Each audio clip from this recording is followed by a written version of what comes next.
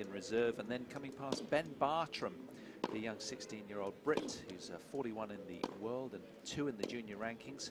Put up quite a fight, did Ben Bartram, but Houday came through after an hour and 5. 6-2, 6-4, hit 3 aces, 4 double faults, and 6 breaks of serve from 12 breakpoint opportunities. He landed 70% first serves in yesterday, was hitting the ball well. So this one could be very, very tight. As I say, they are familiar foes, and Houday leads the head-to-heads 33-20. And they first met back in 2006 at the Czech Open. And Anna was doing the maths and was telling me that Gerard was only 17 years of age when he first met Stefan Houday. Houday won the first 8 head-to-heads in straight sets, as you'd have thought, against the young Belgian back then. And, interestingly, Houday's won the last 3 showings this year against Gerard. But Gerard won in Wimbledon last year. That was his last victory over Houday. So, an opponent that he obviously finds quite tricky to play against. But Houday, very experienced, Anna, but Gerard, with those returns of serve that we saw yesterday against Hewitt, I think he brings an awful lot on the grass court. And I think for me, I tip him to Wimbledon, you know, playing the way he is. Exactly. I think especially after the way he's played the last 2 matches and the way he managed to come through yesterday so convincingly in those last 2 sets. And like you say, we were watching him warm up and just honing those returns again, wasn't he? It's going to be something that's just going to be a key weapon for him. And I know he hasn't won the last 3 matches, but you'd almost make him a favourite, wouldn't you, Paul, on this surface? You really would. He was bringing an awful lot, and we were watching him practice earlier today out on the adjacent court, having a little chat with him. He's a very warm fellow, asking him what the racket was like and did all that sort of stuff. But he was hitting the ball really well, and there was a real clatter, a clean sound off of his racket when he was sort of smoking those returns, wasn't there? It was sort of reverberating around the hollow complex of Queens here. Nice and on acoustic. The serve as well, yes, wasn't it? Yes. Really letting rip on those first serves. Such a weapon. Yeah. But interesting how Houday has won all 3 showings so far this year against Gerard. The Victorian Open, Roland Garros on the clay in the round of 16, and the French Riviera Open again on clay. Quite strange, I always find it, that they've only met the one time on grass. Incredible, over all those showings. I guess it just shows, doesn't it, Anna, that basically grass is a kind of dwindling surface around the world. They used to play a lot of it in Australia years gone by, but now we're seeing a lot more hard and clay. And to be fair, these grass courts are so good, the bounce is so true, that they play really quite like a hard court. They do, and they get a little bit harder, especially on that first day when it was so warm as well. The ball was really bouncing up, but slightly cooler conditions today, so is the ball going to stay a little bit lower? Could that maybe favour Houday a little bit with the slices and the volleying and just that variety that he has? Or is Gerard going to be able to hit through him? Yeah, it's interesting, isn't it? And remarkable to think that yesterday, well, 2 days ago was the hottest day of the year, and then we came in yesterday and, you know, there were showers that delayed our start by a couple of hours and then sort of tormented us through the day a little bit. We managed to get 2 of our 3 matches played, but then the third, it was just too dark and, you know, too damp, and rain had fallen, so we couldn't play our 3rd match of the day. That will now be sandwiched between our 2 finals and will be involving this man, who will play his semi-finals of the men's doubles alongside Andrew Penny, the 17-year-old from Alfie in Hampshire. They'll take on the 2 sweet 16-year-olds. Nothing sweet about them. Ben Bartram and Dannon Ward. They'll be a handful. Good doubles team they are. But now we'll really get our teeth into this one. It should be an absolute belter. Really excited about what we're going to see unfold. Joachim Gerard of Belgium has played some blinding tennis to get here, downing the top seed Alfie Hewitt. And he's in fine form, as is Stefan Houday. But we're not really quite as sure about the form of Houday. Yes, he's been tested, but he's only beaten a top 50 player to get here, and a young junior as well. So not discrediting Ben Bartram in any way, but this is a completely different ask today against the burly Belgian, who brings so much to the court. He just loves the grass under his wheels. And he's out first. Houday, incidentally, was out on court about 5, maybe even 10 minutes before Gerard arrived, hitting serves, and Houday was kept waiting. But now he's playing his own psychological game and saying, okay, I'm going to give you some payback and make you wait now, Big Joe. Houday, the eldest man on tour. Hand on hips moment for Joachim, who's suggesting, come on, let's just crack on. Well, the sun has been out to grace the stage, and it will do throughout as well, I'm sure, from time to time. But it's warm out there, it's pretty nice. 17 degrees. Here we go then. Men's wheelchair singles final. Paul Hand and Anna Smith to take you through it. Joachim Gerard to serve to Houday.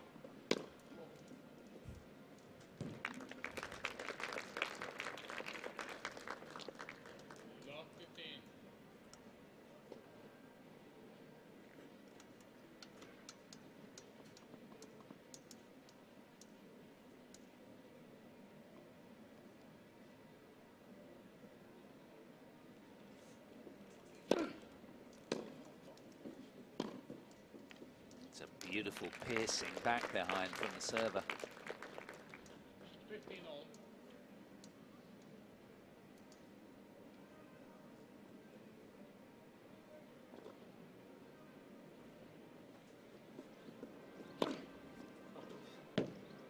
A mark of confidence, Anna. It's not been a bad 3 points to open this match, has it? High quality already.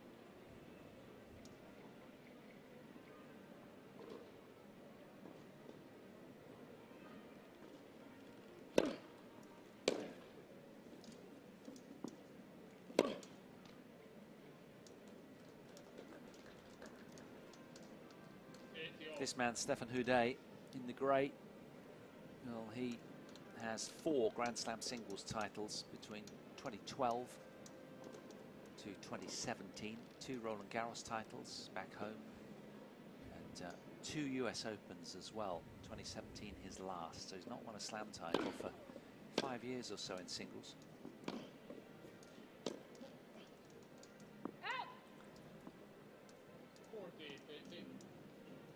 For Gerard, he's more current, if you will. He's only really come good on the biggest of major stages over the last year or so. 2021 he had victory down at Melbourne Park, the Australian Open, and then Wimbledon in the same year. Well, that's nice from Houday. Getting good traction in this return game, the Frenchman. Looking very pensive. Both players have come up the blocks and been really aggressive, taking the game to the opponent. He's interesting as well, Houday, isn't he? When we watch him, his eyes are cast all over the place. He's looking around a lot, where several players we see have their eyes down, got lock on more. Oh, that's gorgeous from Gerard. No sense of panic there. There's that 1-2 punch again, isn't it? The big first serve. This time it's the backhand doing the damage.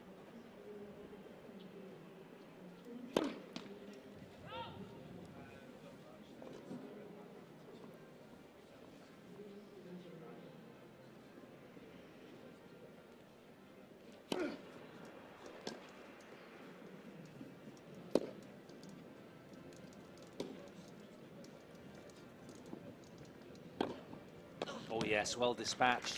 Thunderous bounce smash from Joachim Gerard to secure what was an interesting, tightly contested opening game. So Gerard on the scoreboard and rolling along nicely. But Houday will be encouraged. Interestingly, we saw yesterday, didn't we, Stefan Houday with sort of not offering the young junior Bartram any pace at all. He was sort of like just nudging and floating the ball back, wasn't he, on return a lot of the time? Seems like he's come out a little bit more aggressive today, doesn't it? Just hitting with a little bit more pace on the ball, hitting through the forehand and the backhand a little bit more, whether that's a conscious tactical play that he's spoken about with his coach.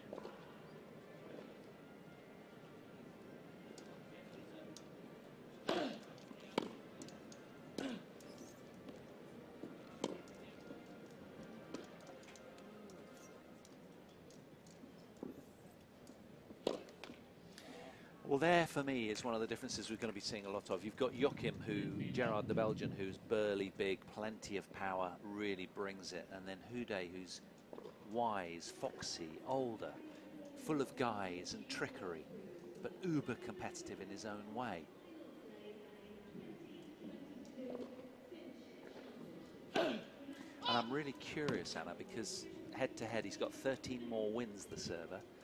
And, you know, he's kind of owned his opponent this year with 3 wins already. So psychologically, that's a big lift for me, for the Frenchman. And this is what he does. He just messes around with you. I mean, that's really smart tennis. Yeah, it is. Disguises it so well, doesn't he? He's able to hold it. Sometimes he can push it a little bit deeper, go cross court with it, and go down the line. But this time he just chose to feather that drop shot over the net. And that's the thing. If you think Houday is going to get into big baseline rallies with him, it's probably not going to work, is it? Exactly what he did yesterday against Bartram. You might be a good junior, son, but I'm not going to play that way. Oh, that's nice. Now, this is the thing. This is the big asset that this man has with his, you know, back to us shortly, Gerard, is he smothers his opponents. He's constantly rolling at them and taking their time away, and that's horrible as a server because you're immediately put into reverse. Normally. Not on that occasion, but credit to the server. That was an excellent serve. And it has to be against Gerard. If you don't find serves near the line, if it's a bit too central in the box, you will pay the price. Houday will be fully aware of that, but his serve is probably his prime asset.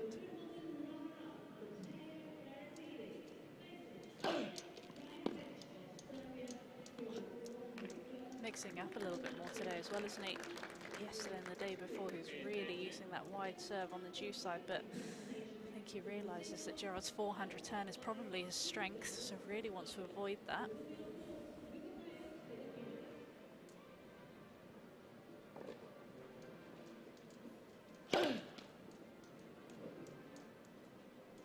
These guys do a lot of what Gerard's doing, wheeling in and out between serves, missed serves. He's rolling a long way on all of them, the returner.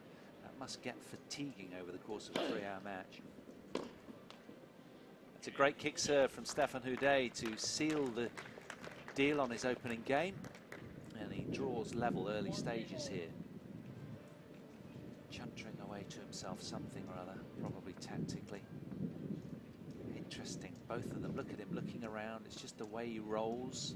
Obviously feels a nice relaxation in doing that, but steely focus in his own way. Gerard more regimented, more deliberate. Very disciplined with his focus.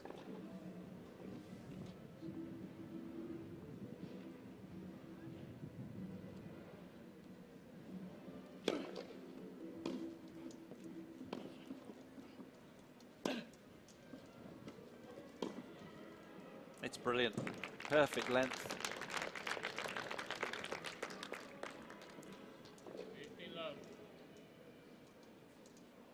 Doesn't try and hit it too hard either, does he? Just sort of massages the ball down the line, doesn't he? Just finds a spot.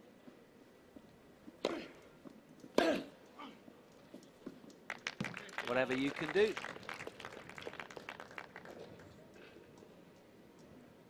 I think he realises that just pushing the ball around, manoeuvring it around isn't quite going to get it done today. Really has to step up and be more aggressive, especially off those returns.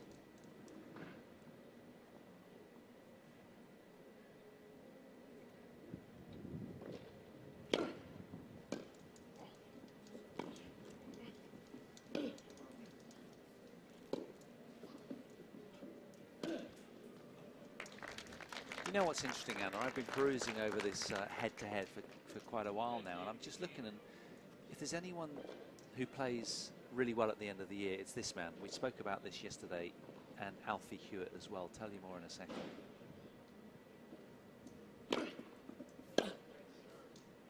another bullying serve from the heavyweight Belgian, and he's won all 5 of their year-end Masters, singles Masters meetings against today's opponent. So he plays really well at the year end, but not so well during the slams. When he's played Houday in the slams, Houday's won 5 of their 9 meetings at major level, even at Roland Garros earlier, weeks back. In straight sets. Oh yes, he's muscled that over, strong arming his way through to a 2-1 lead, Gerard. But it's interesting, isn't it, how people play well at certain venues or certain times of the year. Yeah, it is. And sometimes people are able to peak for the bigger events, which is obviously what you want to do as a elite athlete. And Houday's obviously found the trick of what to do to beat Gerard at these events. But as you mentioned, he sort of seems to be able to peak at the end of the season, doesn't he? Which is Gerard, interesting. yeah, absolutely. Well, also I think the answer to that, on reflection, musing over it, I think that he's a very good indoor player, and the year-end tournaments are always indoors. And you know, I remember calling one of his matches at the year-end tournament. I can't think where it was now. It might have been Queen Elizabeth Park or something over in Stratford, and he was just hitting the ball so well indoors. He just smoked Cunhada, I think back in like 2016, something like that. He was just too good and unplayable. So he does like a faster surface, and I think that's the bottom line with Gerard. He flicks the switch on a grass court or an indoor hard, just loves it. Absolutely, but like you said, there's always a favourite tournament or a favourite surface or a favourite time of the year where players seem to just be able to excel, whether they feel comfortable, whether they feel confident, and it just sort of seems to click, doesn't it?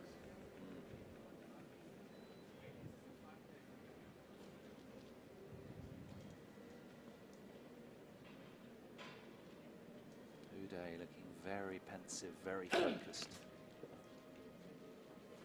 Certainly friendships cast aside, it's business faces on.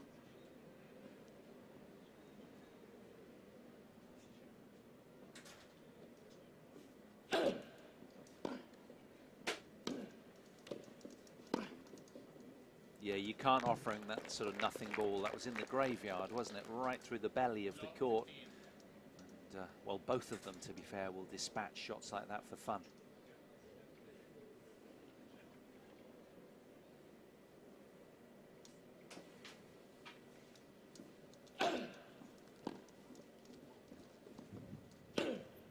Oh, overpressed. That's what happens though, isn't it? When you start to feel a little bit of pressure, when you know that if you give anything short, your opponent's going to hit it away for a winner. You just feel like you have to do a little bit too much with it.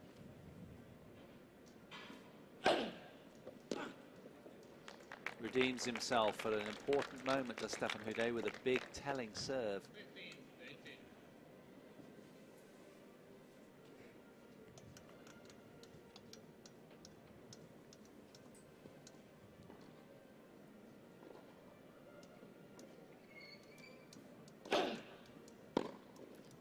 That's just absolutely gorgeous, right out the belly of the string bed. Comes back with interest, doesn't it? Yeah. Barely had time to recover before the ball was past him. I'll tell you what, it's hard to think of a better return of server on a grass court or a fast, hard indoors than Gerard. Houday knows he's got to land timely firsts.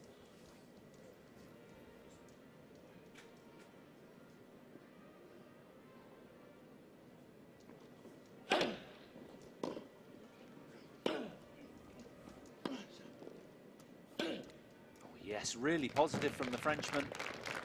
Double break point down. What a way to respond. Now he's looking for the ball with the least nap on it, so it'll whiz through the air that little bit quicker.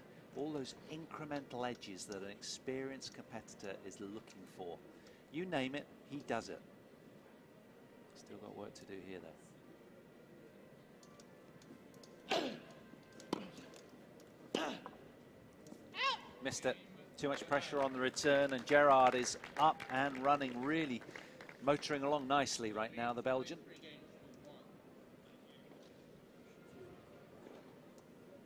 Gerard with a heady 3-1 lead. That was a good return game.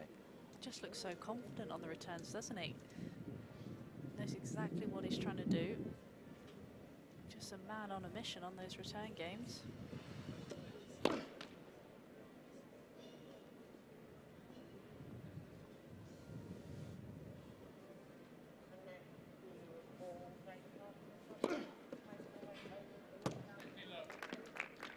Just rubbing salt in the wounds with an ace there. Going big on the second serves as well, isn't he? No holding back.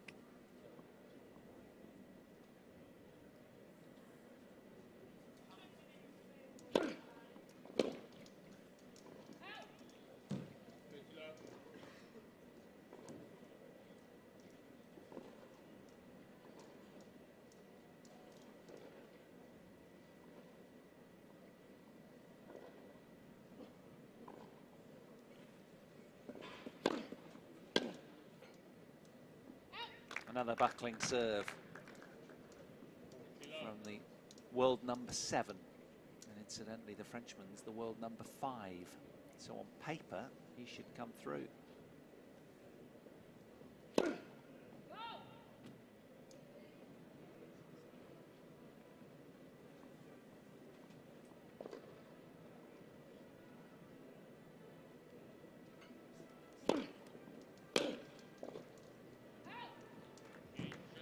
Well, a rich mix on serve from the big Belgian, and that's a blink and you miss it service hold.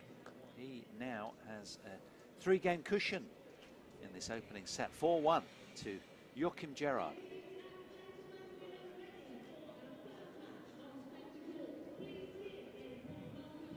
I guess, Anna, having worked so hard to down Alfie Hewitt 2 hours 32, he kind of feels a little bit entitled. He, you know, really had to put in a shift then as well, didn't he? And in his first match, it was 6-2, 6 love against Andrew Penny. That was quite comfortable.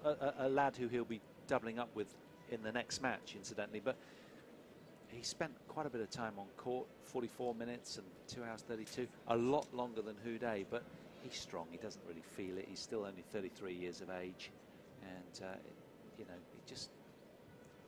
I guess he feels a little entitled to actually get the title now, doesn't he, having worked so hard to get Hewitt out the way. Yeah, he does. And he spent a lot of time on the court, like you say. He's just wanted to get that match practice, and of course he wants to lift this trophy, doesn't he? But just seems to have come out here really intent and clear on what he's trying to do. Seems like a man on a mission, doesn't he? He really does. And we keep on about that Wimbledon semi-final match last year in which Gerard came through. It was 2 sets, but it was 7-5, 7-6, and to tell you the truth, it was 18-16 in that second set tie-break. So it's always tight between these two warriors. Houday, what can he respond with now? 1-4 down.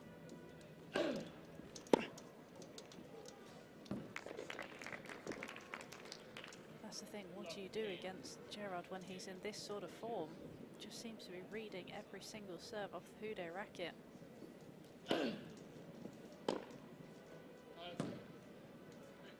Perfectly weighted from Gerard again. He's got these returns down better than anybody else in the sport, I think, in this situation on a grass court anyway. As you said so wisely, on another surface, Anna, it just jumps out of his strike zone. It's not as easy, but this, he loves it. Aha.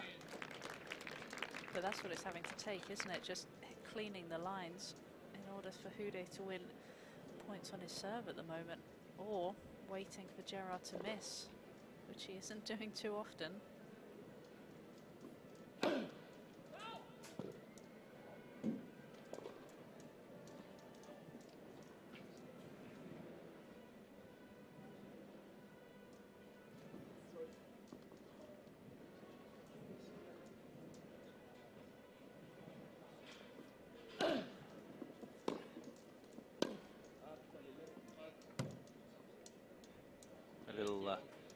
Chirp from Houday there, not happy with his backhand, and being pegged back to 30 all by this dangerous return game of Joachim Gerard. Look at him wheeling in menacingly.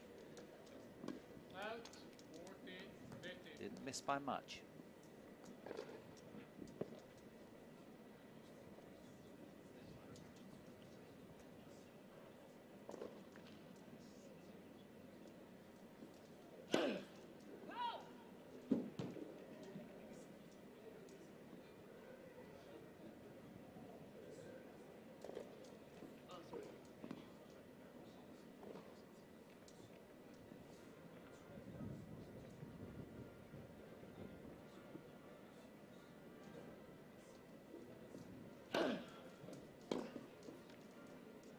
Found it. Piercing the baseline. Houday not happy. I think he was convinced that it just snuck long.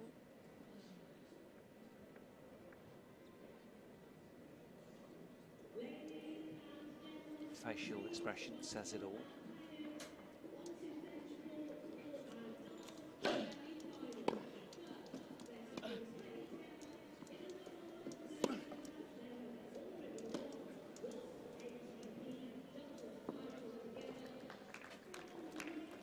Just seems like he's got way too much out there for Houday at the moment, doesn't it, Paul? It really does, particularly on second serves. Even in the rallies as well, as soon as he gets that first strike in.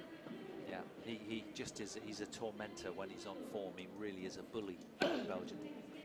That's a great serve from Houday, though, to escape momentary danger and come back to the sanctuary of juice.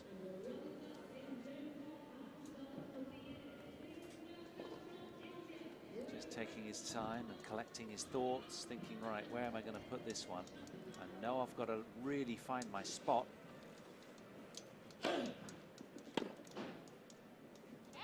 Clever little change up going into the body there, Houday.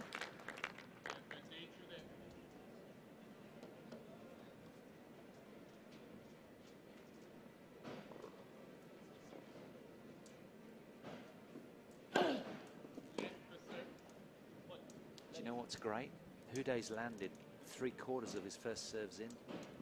Gerard not too shabby at 70% as well. I mean, I know the match is young, but this is high quality wheelchair tennis. Look at that. Just looks like he can do it over and over again, doesn't it? Well, we saw his able-bodied coach serving quite big serves down to him on the adjacent court for quite a while earlier. They were the only two out there on the practice court. Look at that, another telling forehand return this time. Just makes it look way too easy, doesn't he? Yeah, he owns this facet, doesn't he? He's the best in the world at this, on this kind of surface.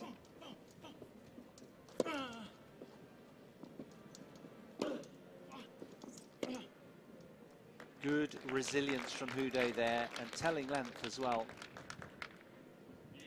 A rare opportunity in a sort of mid-rally situation where he could get the upper hand. Nice use of height and arc on his ball. It looked like he didn't quite get in position, did it? He almost sort of rolled into the ball a little bit.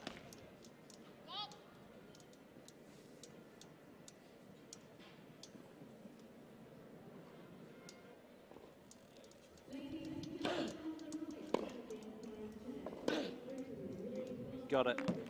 Gorgeous back behind from Houday. And these are the kind of games that he needs to find a way through. He knows that. If this one slips through the net, he's goner in this set, Houday.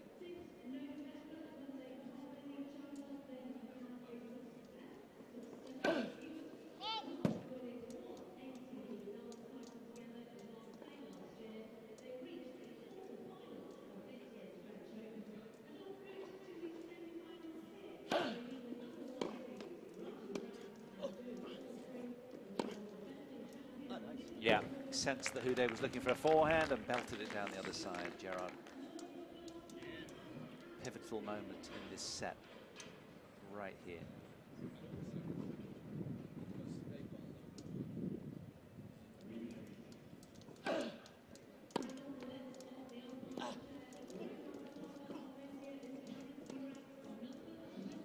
Well, it was a great get from Houday, to no avail in the end. The Belgian bully was all over it. He's having to do so much work, isn't he, after the first delivery? He's got to be so ready for whatever's coming. Oh,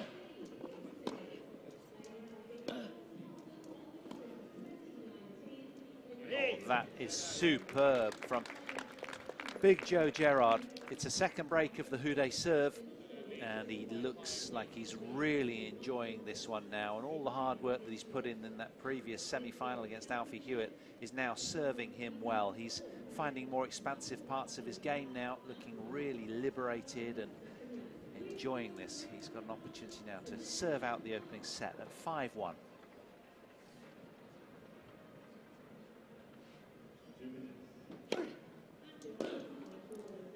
that's sometimes the benefit, though, of when you have a long match and you've got a lot of time on the match court. You feel a little bit more confident. You're seeing the ball better, aren't you? And that really is what it looks like out here for Gerard today.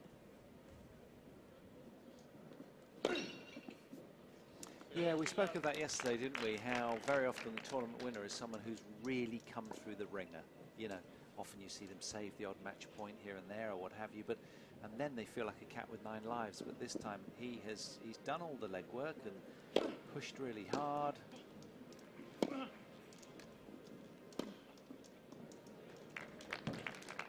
is Houday got a last hurrah in this set.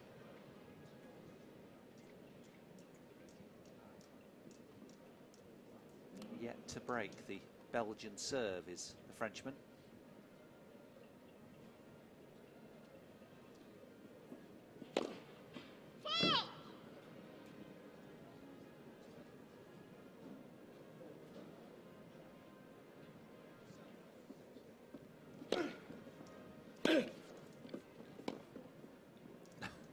Do you know what? He still hasn't lost a point behind his second serve, Gerard. Incredible stats, isn't it? Yeah, which tells you, like you hinted on it earlier, didn't you, how well he's hit the ball off the floor. It's just so clean.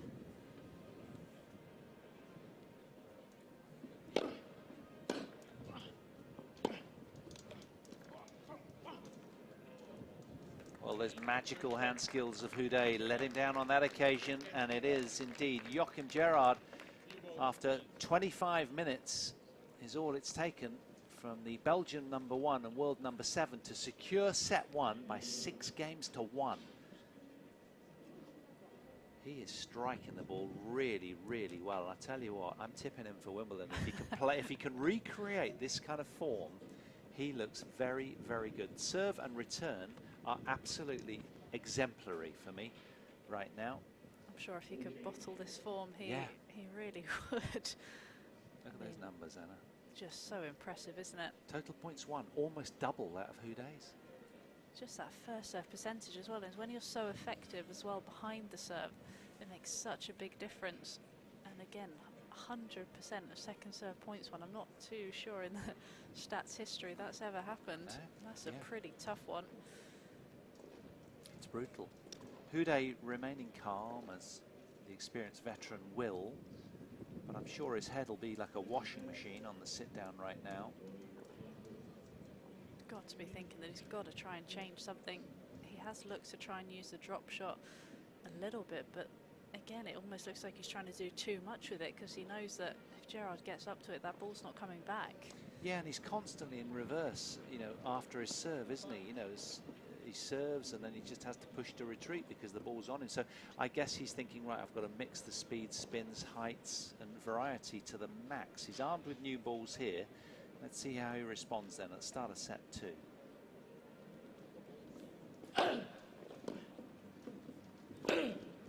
That's the problem though, isn't it? When you're always on the back foot, it's so hard to change anything because you're always playing catch up.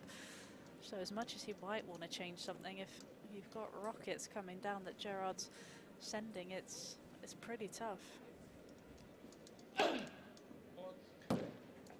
And we know that Gerard as well is a pretty good front runner, it has to be said, and a really good retriever of a match situation. He was down, lost the opening set tiebreak to Hewitt, and still came back and won 2 and 2 thereafter. So he's very resilient. Good serve. Little bit more on it. That's exactly what we were talking about. Whether it be spin or speed. Yeah, and you wonder whether maybe he's going to have to serve a little bit more body. Because as soon as he's not finding his spot to be serving to the forehand or the backhand, they're just going for winners. Can he try and jam him up a little bit more?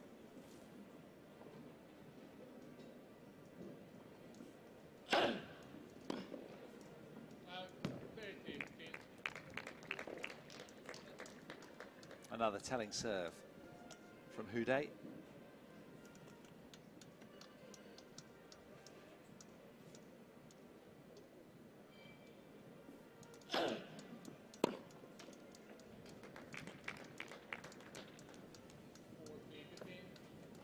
Well, momentarily finding those serve edges that we were talking about is Houday.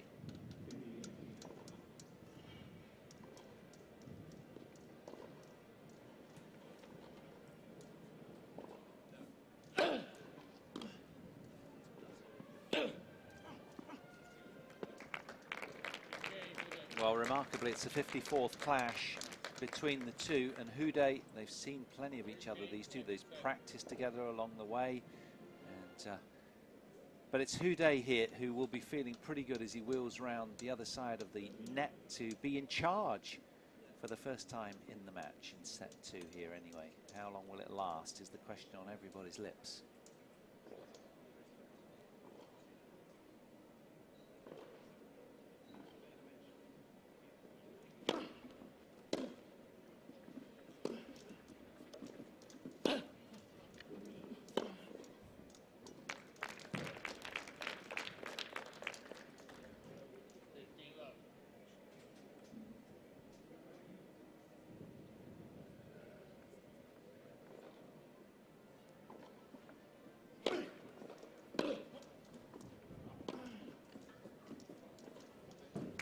Just such good tennis, isn't it? It's keeping it so simple, going for big targets with every strike. Nothing that Houday can do about this at the moment.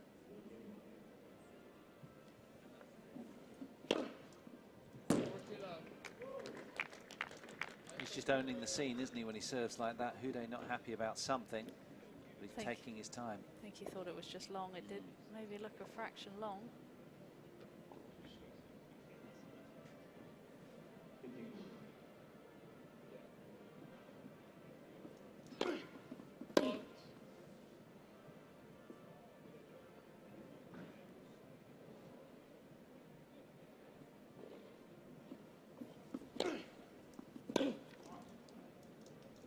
More like it.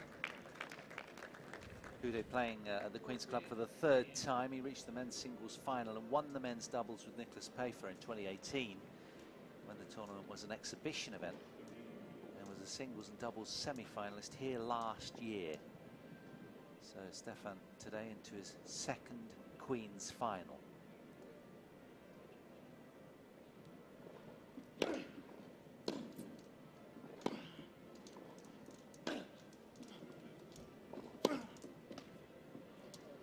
Last year it was Gustavo Fernandez, Flying Fernandez, the Argentine who's not playing this year, who beat him in a 3rd set tie-break in the semi-finals last year. So he's already surpassed that.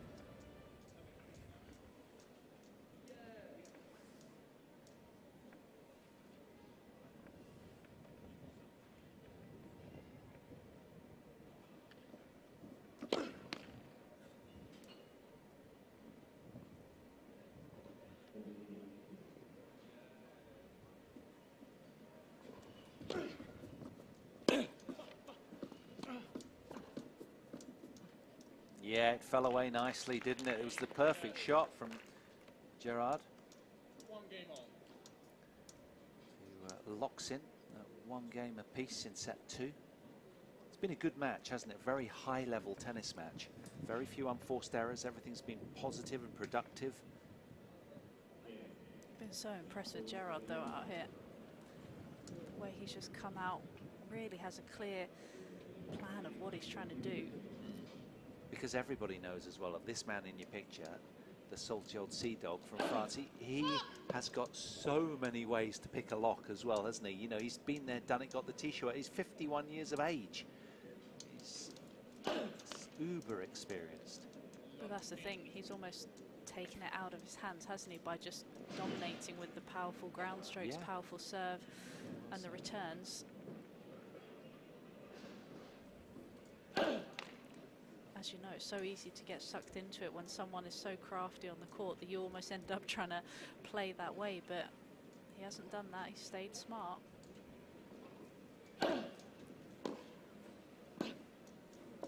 Again, super length off that backhand return from Gerard. He's causing trouble again here. Attempting another, what would be a 3rd possible ambush of the Houday serve.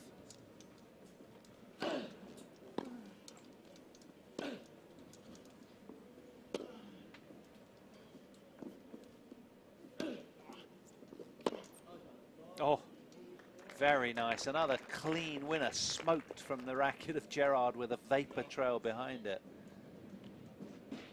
So 3 immediate consecutive breakpoint opportunities then for the world number 7. spot on from Houday. And as you said, Anna, they've simply got to be that good. Got to be cleaning the lines, doesn't he? Otherwise, Gerard just seems to be getting a racket on it.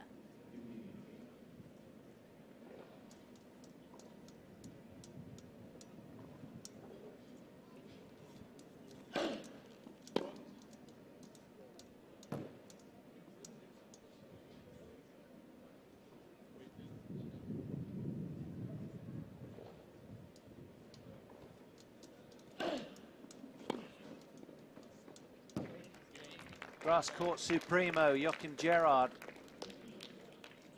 Unseeded here is at it again. It's a third break of the Houday serve. He is absolutely motoring out here right now and seemingly can do very little wrong.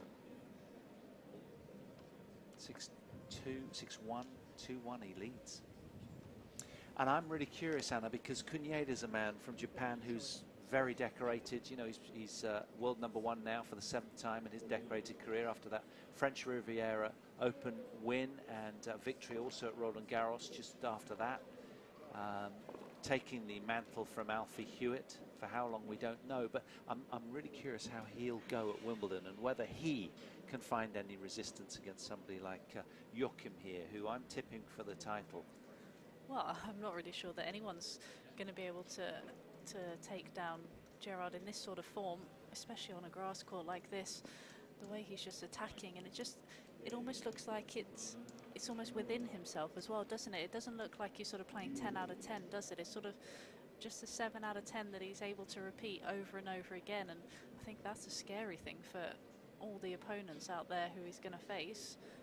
They're going to have to bring something different, or they're going to really have to bring their A game. So it's going to be interesting to see what Shingo can bring.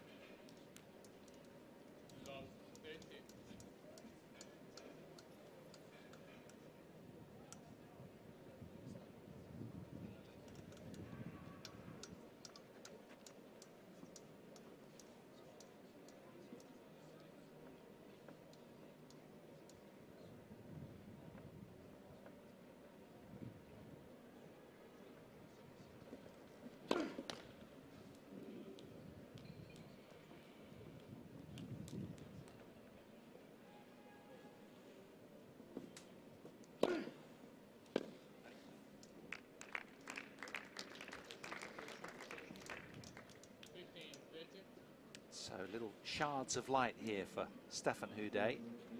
Can he capitalise? He's talking to himself.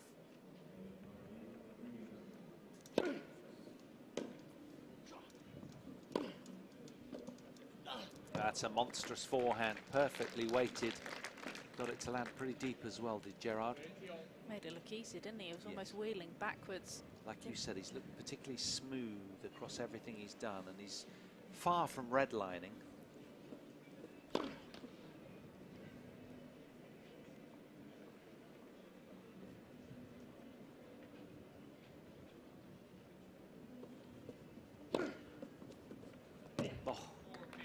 Well, love 30 down, 3 consecutive points, and bringing out a timely spiky ace down the tee of the service box on the 3rd.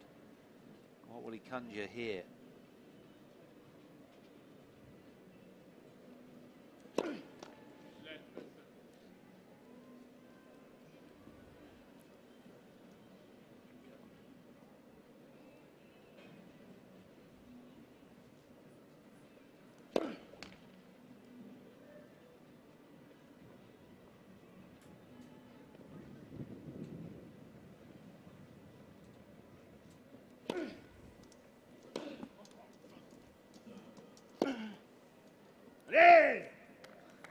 Massive, isn't it? And a roar as well, as if the game wasn't enough. Psychologically, he's in your face as well. Look at this. It's a lesson he's given Houday right now. I mean, he was so far behind the baseline, wasn't he? Yeah. How on earth did he find that angle? It almost doesn't matter who's down the other end, does it? I think you need about 3 players to be able to cover all the places that he's hitting the ball.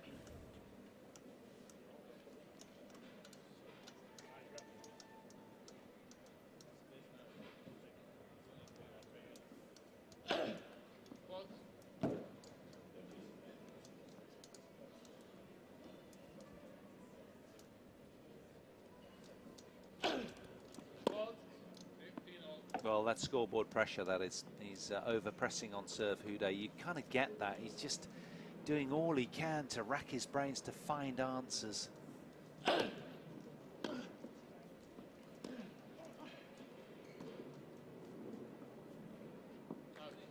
It's a wonderful slice approach from Stefan.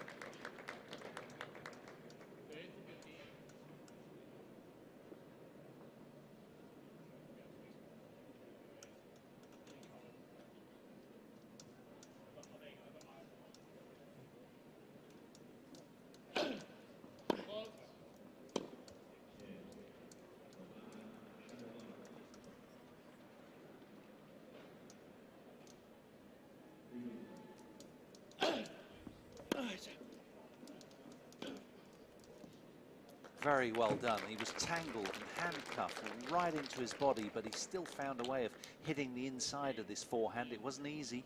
It's a pretty good return, wasn't it? Really see how much he's leaning to the left to get out of the way of the ball. Just such good racket control, isn't it?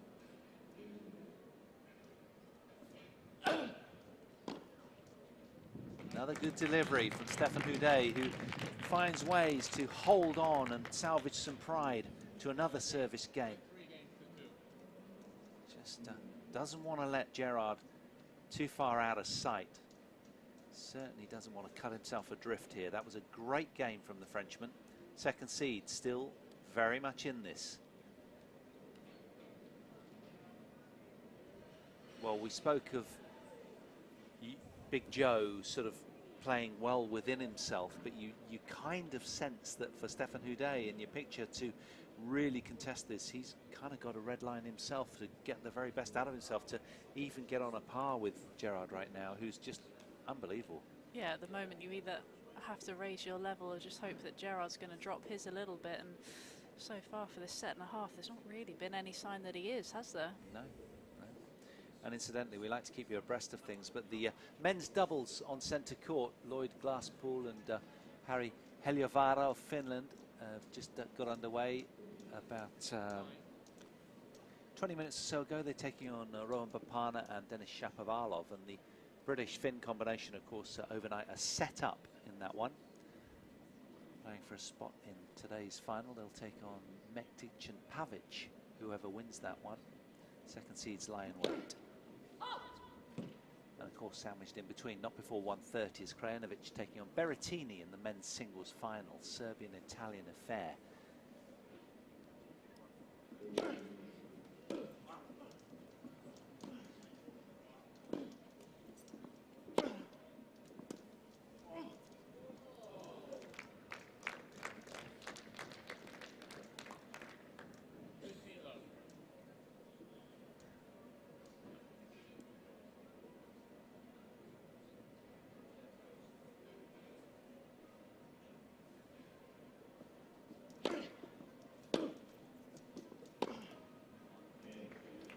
Lovely serve and sting.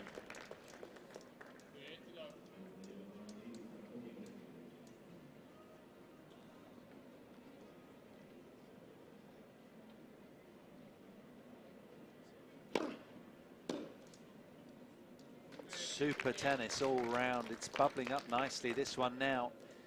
Everybody willing Houday to bring his A game. Nothing better than watching both playing their very best toe to toe.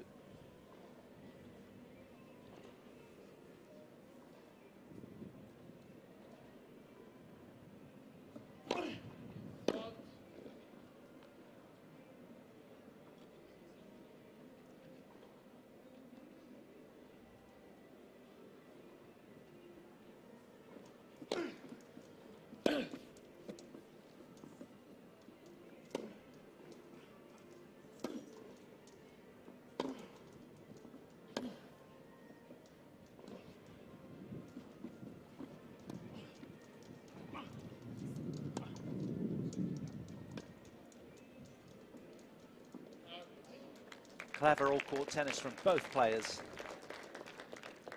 But Gerard, as we've seen throughout this bossy theme, again having the last laugh.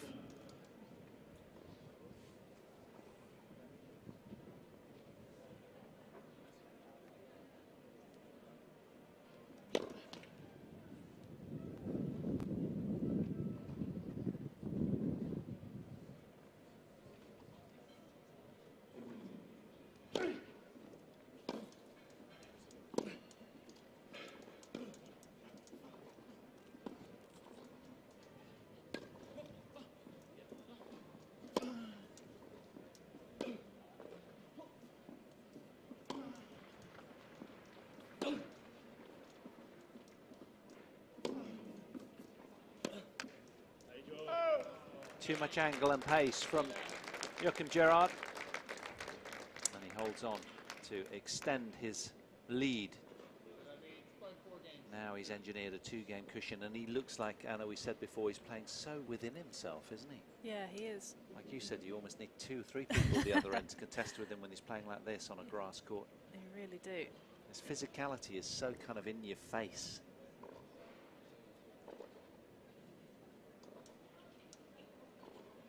Prowling like a caged tiger towards this in a minute. Watch this. That is what he did with his coach when we were watching, wasn't it? For about 10, 15 minutes or so, just literally serve, return, return, return, return. I think it's such an under-practiced part of the game. I think we all get caught up, and it's easy to make that mistake. You just think ground strokes are the most important thing, but if you can't serve or return, you're struggling, aren't you?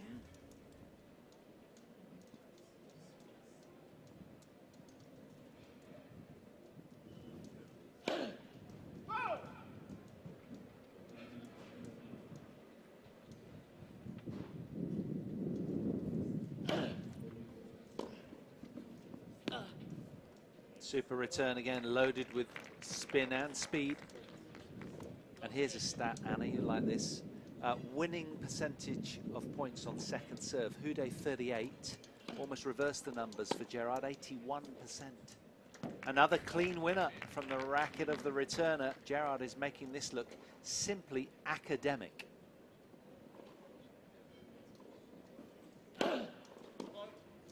Angry serve from Houday.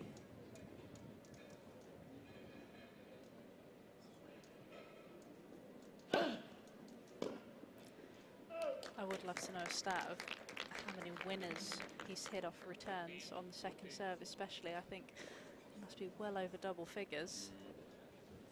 That's total points won, 53 to 33. That's big from Houday. He is just thrown caution out the window. He's having to just go lights out now and take really big risks. In doing so, he's rolling the dice, but he's saved 2 break points here. Can he save a third?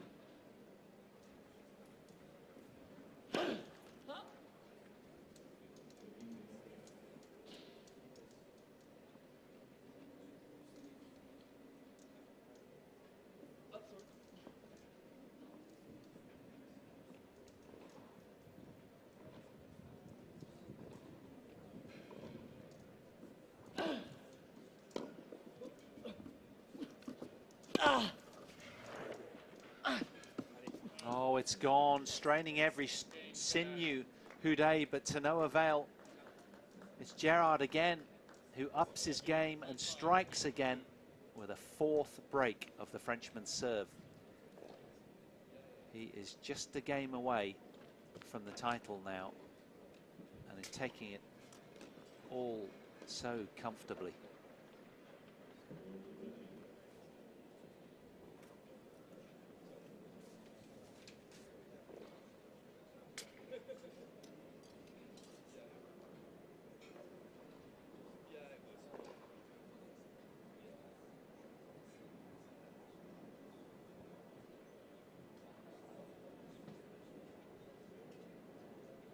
It's just been an imperious performance, Anna, hasn't it? It really has. I'm sure Gerard this morning would have hoped this is exactly what would have happened, but it's just been relentless, like you say. almost get the impression, though, that it feels as though Houday struggled a little bit with this game today. Just something that he's done pretty well the last couple of days was he's been able to open up the court, use that width, and it just almost feels as if he's been maybe just hitting a little bit too centrally today, almost onto the Gerard racket. And that's something that you really can't do. But again, that's something that Gerard causes you to do as well with such big hitting.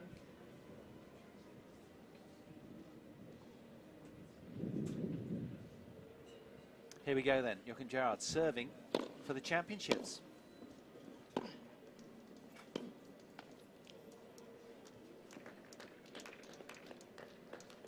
And Houday simply a shadow of his former self. He's just been completely smothered today and has had no say in this match, really, in all honesty.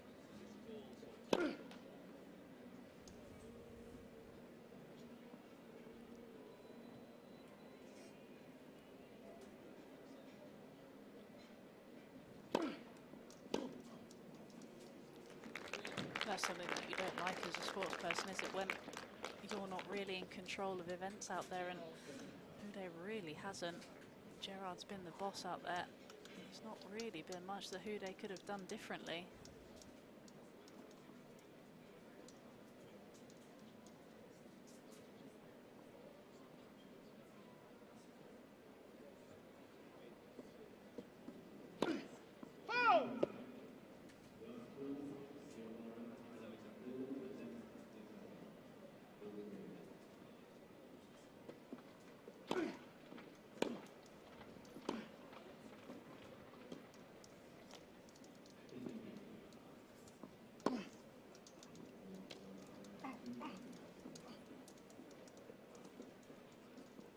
Always found the line there as well. He can do no wrong, Joachim Gerard, today. He simply looked very, very good. And I guess his confidence has grown, having won 2 slams last year, the Australian Open, and being the reigning Wimbledon champion. He is full of it now, just 2 points away from victory. Done all the hard work, ousting the top seed yesterday in Alfie Hewitt. 2.5 hours required there. Oh, that's brilliant from Houday. But is it too little, too late, you sense?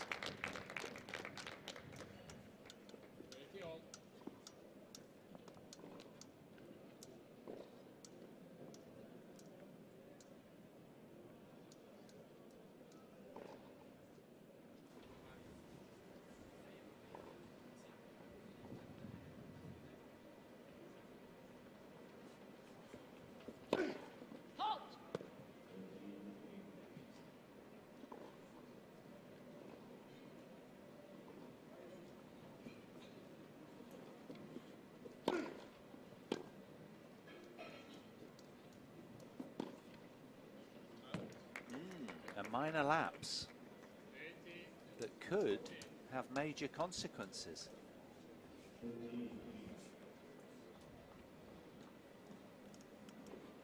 First break point of the match for Stefan Houday.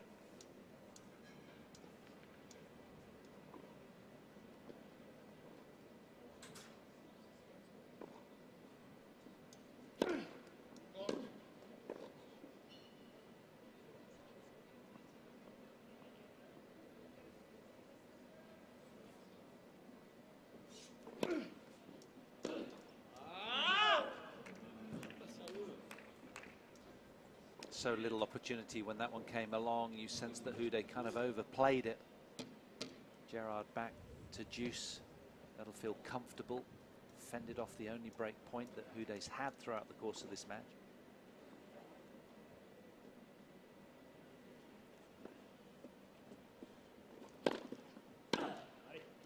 Telling first serve.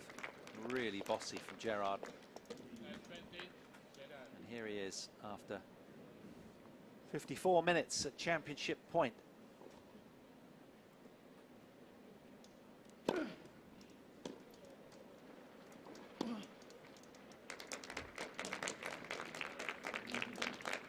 Desperate to finish in a flurry there.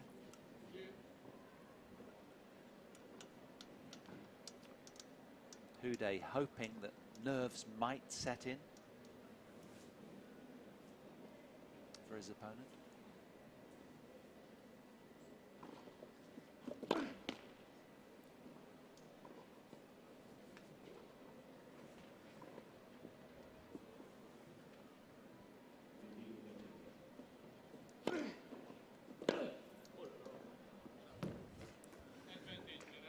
Frustrating miss again, isn't it?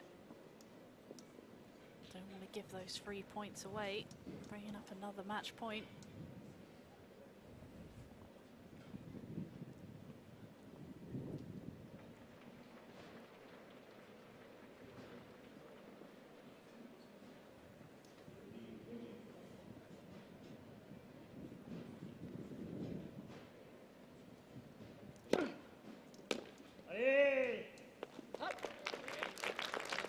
Joachim Gerard adds a maiden Uniqlo Queen's men's singles title to his 2019 men's doubles trophy.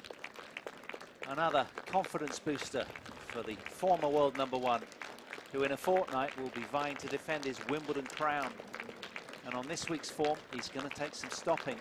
He's morphing into a grass court giant. That was some performance from Joachim Gerard, coming through 6-1, 6-2 inside an hour. 4 breaks of the Houday serve, 5 aces, and unblemished on his own. A high five for his coach, and well, what a team they've become. That was absolutely outstanding at the expense of just 3 games. It was. I'm not sure either of us expected that when we came out here this morning, but Gerard just didn't put a foot wrong, did he? He came out and played supreme grass court tennis from start to finish. What a performance. Just some solid stats out here, wasn't it? Yeah, special talent wins a special match. That was really quite something. He smoked through that, didn't he? Inside an hour against a man of such experience, and that'll feel really good. And again, extending his grass court lead as he did against Alfie Hewitt, 3-0. And now he's got a 2-0 win-loss ratio against Houday on a grass court. He's becoming really a massive force to be reckoned with on this surface. There's no doubt about it. That was fabulous. Sending out a message to his opponents as well ahead of Wimbledon, isn't it? Everyone's going to have been watching that, and no one's going to want to be drawing him first round, are they? Absolutely. 72% effect behind his first serve, and his opponent, to give you some context, about right, 37%. So it was just incredible. The way that he backed up his quality of serve and return, for me, was something very, very special. That was a lovely match to be part of, wasn't it? To see him perform like that was just incredible. And for me, he's gone from strength to strength on the grass court. I think he's taken a lot of confidence from that Wimbledon singles title last July. Yeah, he really has. He just looks like he's almost a different player on the surface. He just looks so clear and focused about what he's trying to do out there. And like you mentioned before, he wasn't redlining it out there at all, was he? It just felt like this was pretty normal tennis for him. And yeah, if I was everyone else, I'd be pretty worried. Yeah, he certainly brings a lot, doesn't he? Serve and return king at the moment is Gerard on this surface. So next up, as you can see in the graphic there for the Uniqlo Wheelchair Tennis Tour, we've a semi-final for you. Gerard will be back in action, playing with Andrew Penny of Great Britain against 2 other Brits, Bartram and Ward. Don't go too far. Obviously, we'll keep you abreast of things, and hopefully a time will pop off on that graphic when we hear from Joachim Gerard and he and the tournament organizer decides how long he'll need. You never know, he might want to keep warm and rock straight on. I doubt it, but who knows? So he'll be back in action alongside 3 other Brits in the men's doubles semi-final imminently, but we'll keep you posted on that one. Don't go too far. Thanks for your company.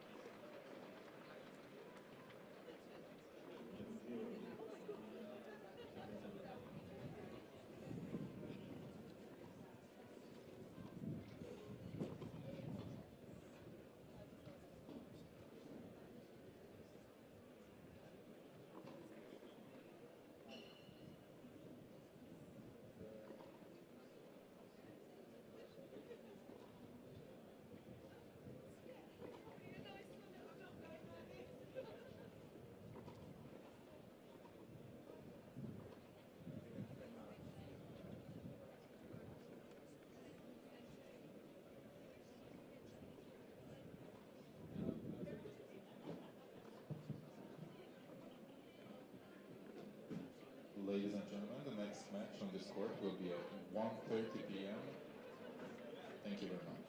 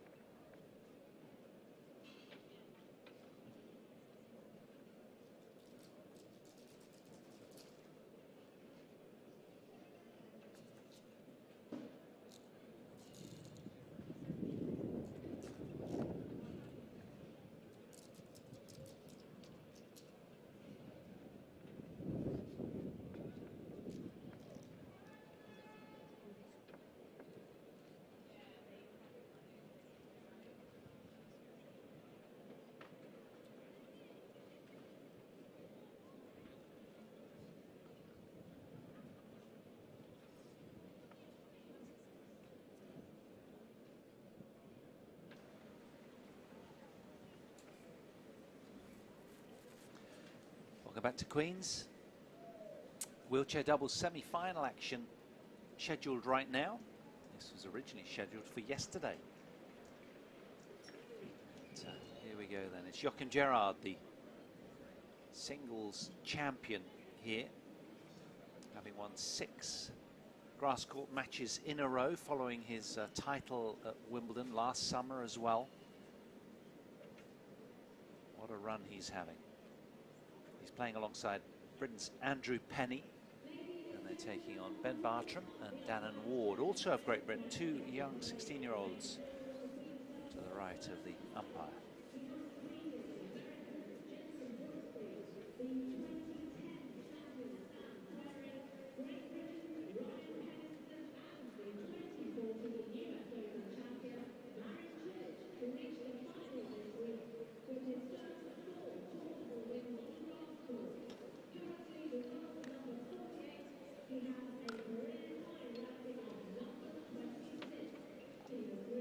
So as the guys roll back to start the warm-up, take you through our players. Andrew Penny on the left. Aside from his international successes, he ended 2021 by winning the men's singles at the LTA Wheelchair Tennis National Finals in Shrewsbury. He also ended 2021 as a winner of the men's singles trophy for the LTA National Wheelchair Tennis Series of tournaments, having amassed a huge number of points from tournaments nationwide, as far afield as Newport, Loughborough, East London, Lee Valley, Leeds. And there's the man of the moment, Joachim Gerard, the winner here, downing Houday in some style just 45 minutes or so ago at the expense of just 3 games. 6-1, 6-2 it was in 56 minutes. He broke the Houday serve 4 times and hit 5 aces and was unblemished himself. So how is this scratch pairing going to go on today? First time they've played together. Should be interesting, Anna. Never easy dynamic, is it? Not at all. You've got to find that balance, haven't you? And the communication is key. I'm sure they've spoken a little bit before the match as well about tactics and what they're going to try and do out there. But like you say, it's always interesting to see how a scratch pairing ends up going. And then Ben Bartram on the right. Well, we saw him go down yesterday to Stefan Houday, 6-2, 6-4 in the singles. That was just over an hour that Houday required to beat the young man in green, who's just taking I thought he was going to take a few volleys there. Just warming up his ground shots instead. He was named LTA Junior Player of the Year last month and received his award here at Queen's Club yesterday on centre court. Dannon Ward beside him in blue with the black cap on was also named inaugural ITF Wheelchair Tennis Junior Player of the Year in 2020. The Bartram Award, well, they've played together extensively, both in national and international tournaments. They first played together internationally at the 2018 World Team Cup. They've won a couple of doubles titles together overseas, including a title back home at the British Open Junior Doubles, where we'll be after Wimbledon, enjoying that tournament. That's always a great tournament to watch and be part of.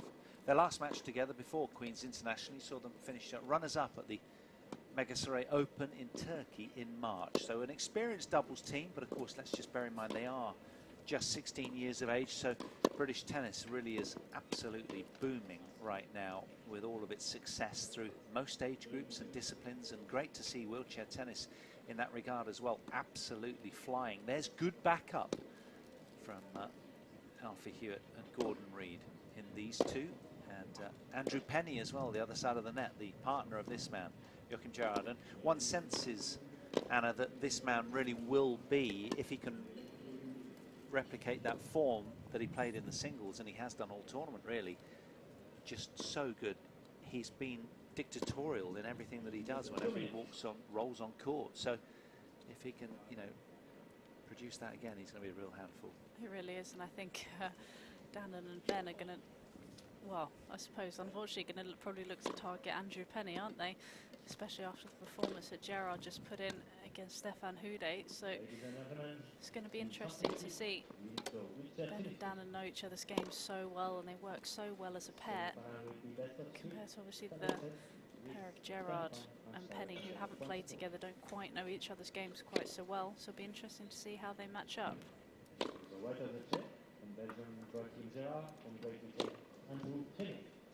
Sun's come out, as it was so prevalent and so hot a couple of days ago, 33 degrees, now at about 20 degrees, very pleasant, very windless, and idyllic playing conditions really, no problems with heat.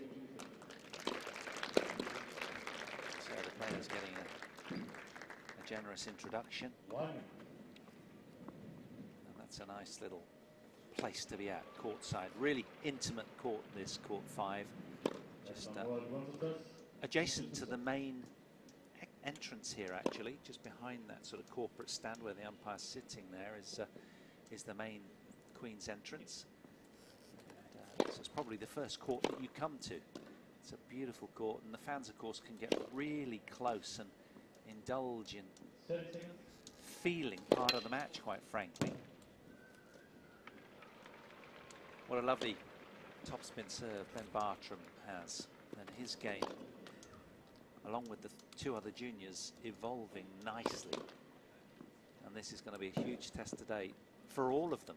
Can they keep up with the big burly Belgian in blue and white on the left of your picture there, who's looking very relaxed? He's done so well in singles that I guess he'll be even more relaxed for doubles, and nothing to lose, frankly, alongside Andrew Penny. I wonder how that combination will go in that regard. Psychologically tough for this young man, though, because you know, it's a difficult dynamic when you know that you're playing with the best player on grass around at the moment.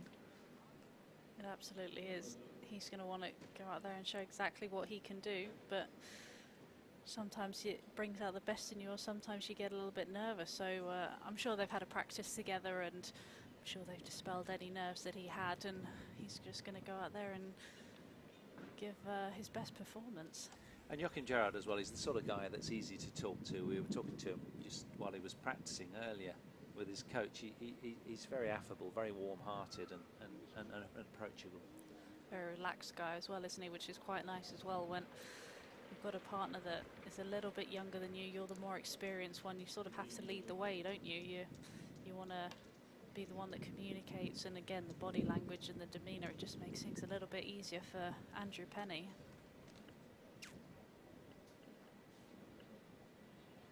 Well, the sun's come out, the players are squinting and ready to roll into action. I think Dan and Ward there's just put one of those rehydration tablets into his water bottle by the looks of things. Quite tasty. I've tried a couple in my time.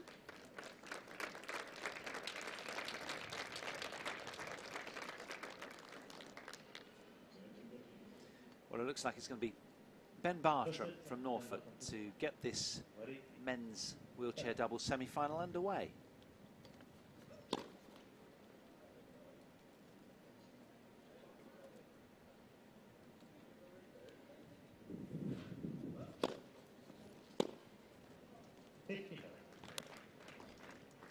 Tell you what, we haven't given a mention to the balls crew, have we? They're just, we've not noticed them, which is always the idyllic sign for them. They're so efficient.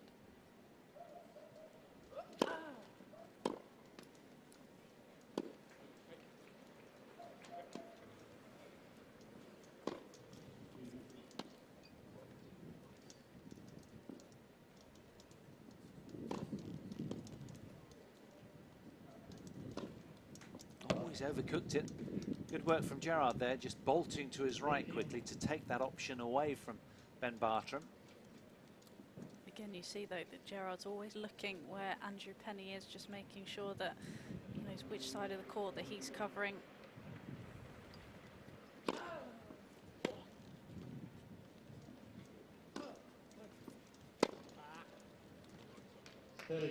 Again, a good heavy topspin forehand from Bartram. Already you can see that they are targeting Penny, aren't they? They're trying to avoid playing to Gerard if they can.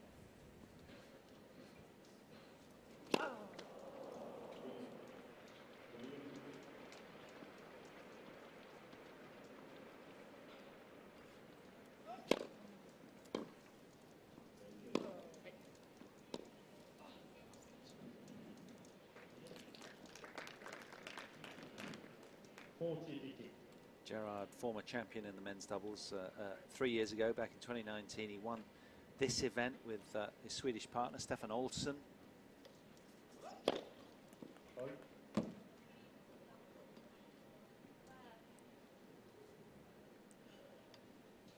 got 4 slam doubles titles to his name, has Gerard. A good serve, just tangling up Andrew Penny. So Ben Bartram and hold serve. And, their opponents keen to crack on, wheeling immediately around the net. And as you said, Anna, it's interesting the way that Joachim Gerard was just sort of so aware of where his partner was. Never easy in able-bodied tennis when you're playing with a fresh partner, but in wheelchair tennis as well, knowing where your partner's wheeling to and having to sort of plug the gaps.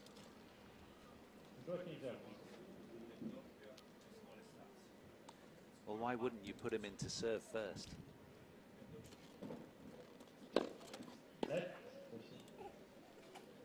Oh, drop catch, courtside.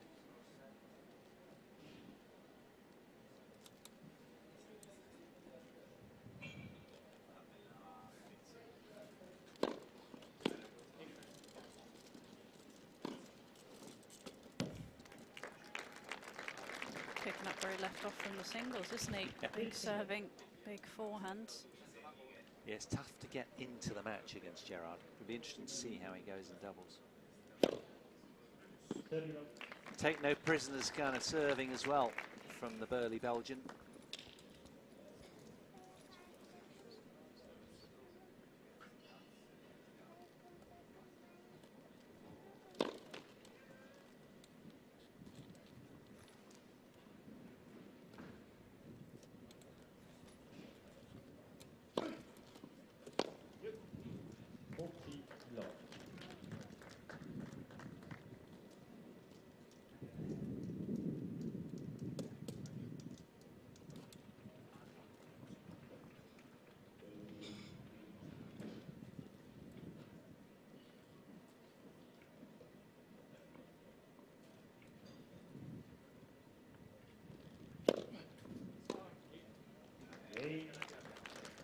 Well, it's a familiar look. Joachim Gerard battering through another service hold to love. That'll settle his team down nicely alongside Andrew Penny. So 1-1 early stages, opening set here of this wheelchair men's double semi-final. Dannon Ward next in the serving rotation.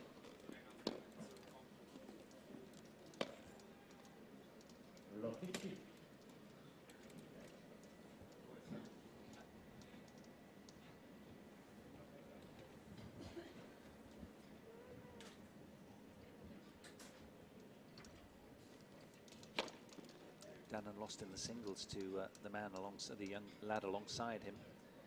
6-4, 6-2, and Bartram had the victory in 1 hour and 13.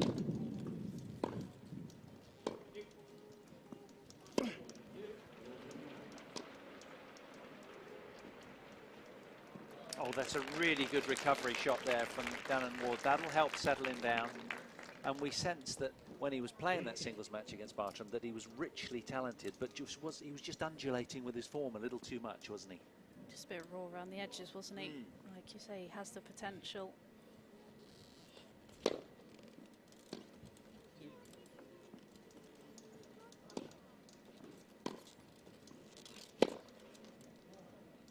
Yeah, we saw a lot of good signs. Yeah, we did, and just had a few too many of those sort of errors, wasn't it, against Bartram yesterday, or the day before rather, that was kind of costing him the match. So again, it's just areas to improve on and things to keep working on in training.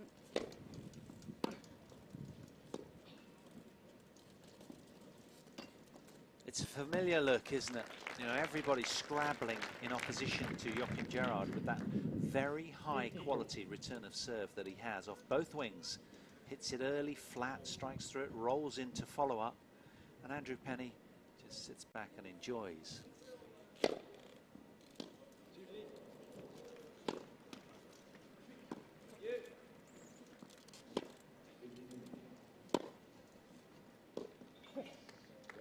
So an immediate breakdown of the Dan and Ward serve. Some terrific returning from these two. Penny and Gerard have an early break of serve going their way.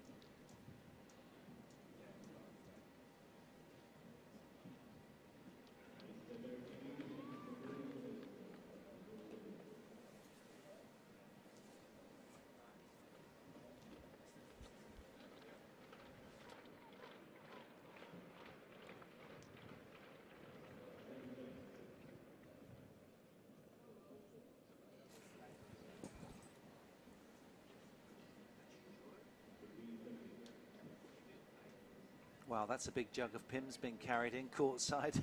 Someone's going to have a good time. That's an early start, isn't it, as well? 1:45. Don't they say it's always 5 o'clock somewhere? That's always. And it's grass court season. If it can't have Pimm's when it's grass, when can you?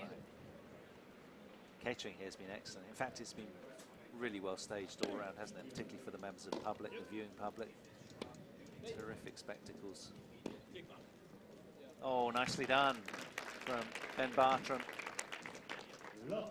Gives them a little bit of traction in their attempt to break the Penny serve and get back on terms.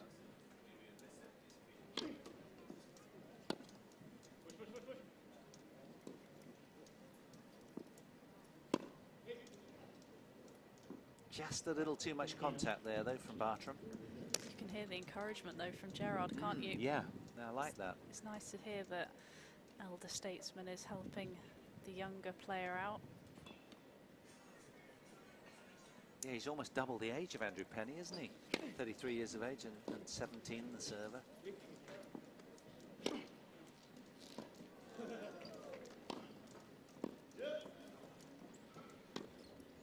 Oh, such disguise from Andrew Penny. Hampshire lad doing very well there.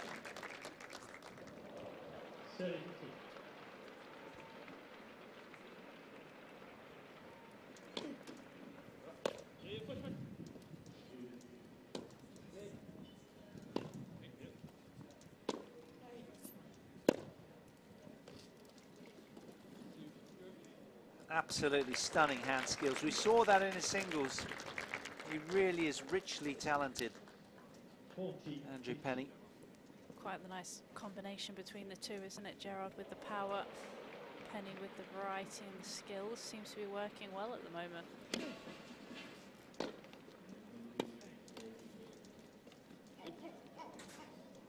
That's lovely. What a response from Dan and Ward.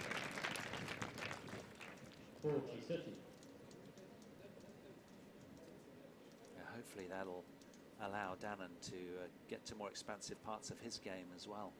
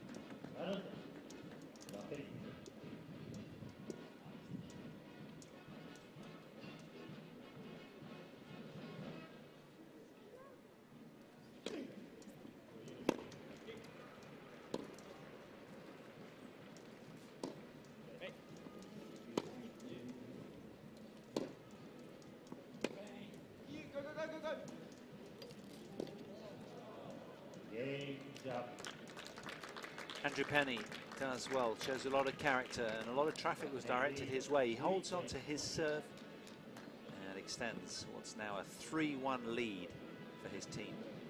Good communication between these two, the scratch pairing. Bartram and Ward are almost like family because they're so familiar with each other in doubles. They play so often around the world together.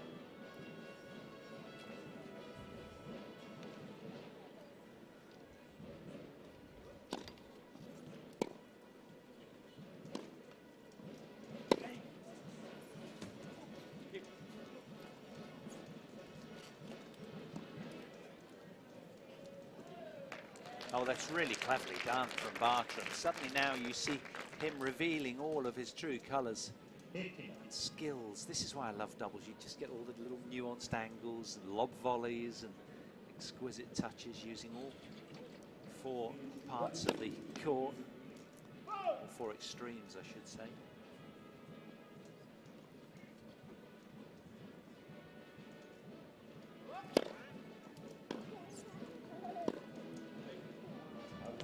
This is quite nice to see, isn't it? The mixture between the singles, where it's a lot of the time it's that brute force. Like you said, when it's the doubles, you get to see a little bit more of the hand skills that they possess, a bit more of the creativity. You and I went for a walk round, didn't we, for about half an hour before play started today, because we got in quite early. And there's a guy out there with a trumpet. He wasn't blowing at the time when we were walking around, but now he's having a real time of it. Can you hear him in his little band? They're just behind this white building here, the corporate sort of hospitality suite. And they're creating a right old racket. It's good fun. It just makes the atmosphere, doesn't it? It's such a well put on event and so good for the spectators. I'm sure the people living here don't quite appreciate it as much as we do.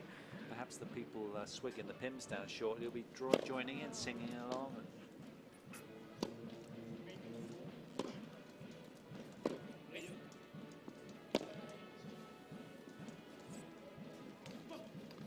Well, for a second there, I thought Gerard was going to take that other previous shot as well. He's just all over the court, and we did say, kind of tongue-in-cheek, that, you know, would 2 or 3 people the other end beat him on his own? Certainly a force to be reckoned with on a grass court these days. I know we're making a big deal of it, but he really is imposing. That's why we're keeping on about it so much, viewers.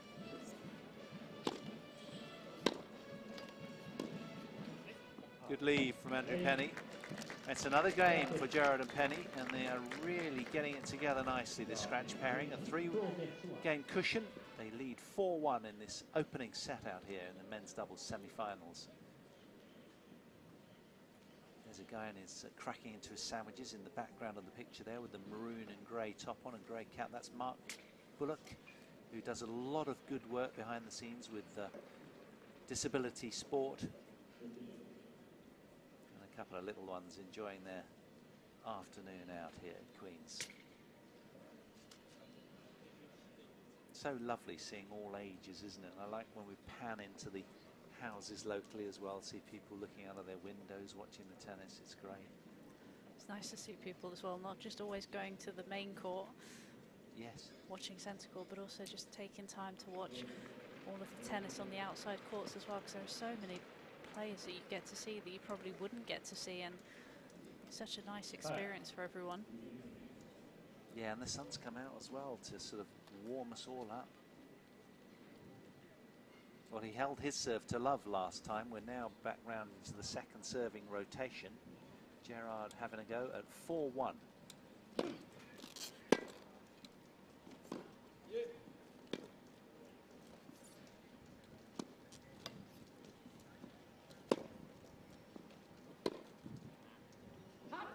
Interesting, Anna. I just heard contact coming off of Dan Ward's strings. It sounds very high pinging, like he's got his rackets strung very tight. Not that that's an issue. What are you an advocate of? I guess it just depends on the personality, doesn't it? Yeah, absolutely. And I think a lot of it for me depended on surface and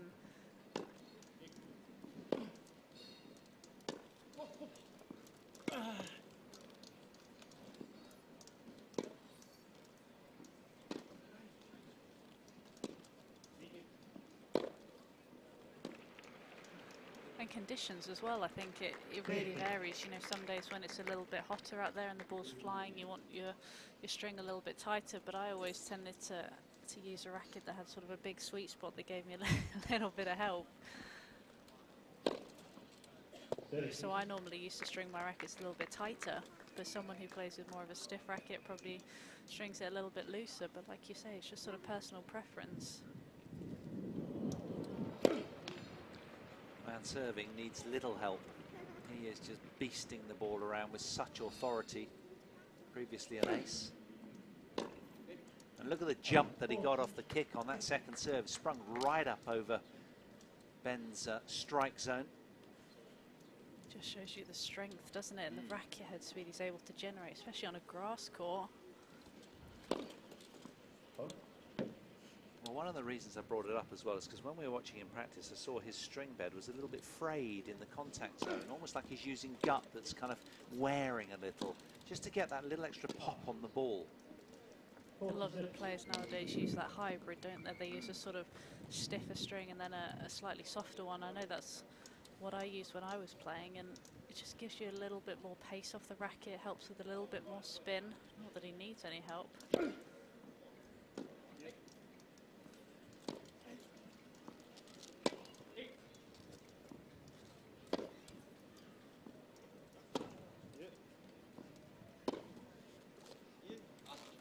Oh, that's high quality length from Andrew Penny. Terrific play, and they are just rampant, the two of them now. 5-1 is their lead. Owning the scene out here against these two talented teens.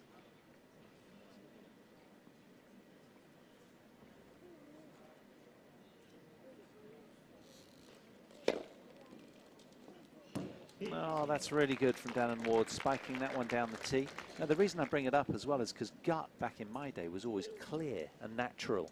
But I believe Ash Barty used a bed of all gut, but her strings were black, which surprised me, but they now do it in black as well as natural. I didn't know that until just probably a few months ago.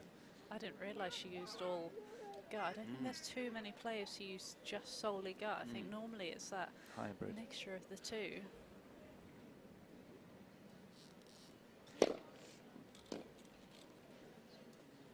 And of course, what a gut string bed does is it just gives you that little bit more response. It's a little bit more elastic and pingy, so it will give you more feel as well. And the ball just rifles off the string bed a lot sort of quicker because of the elasticity of the string.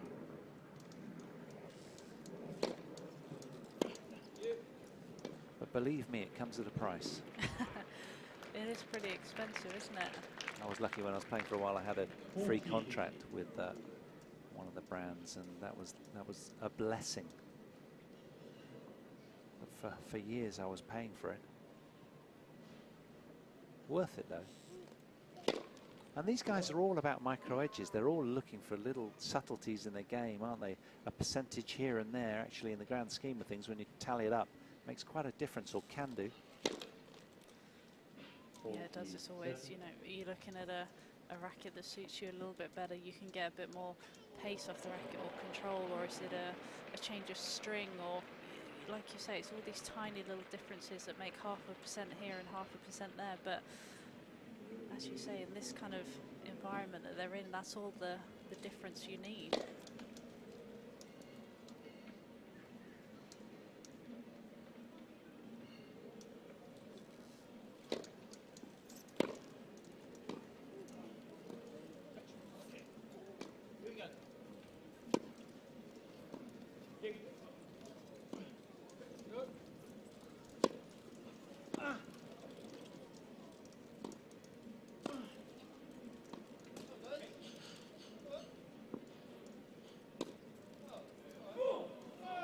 Oh, great hustle from Bartram and Ward.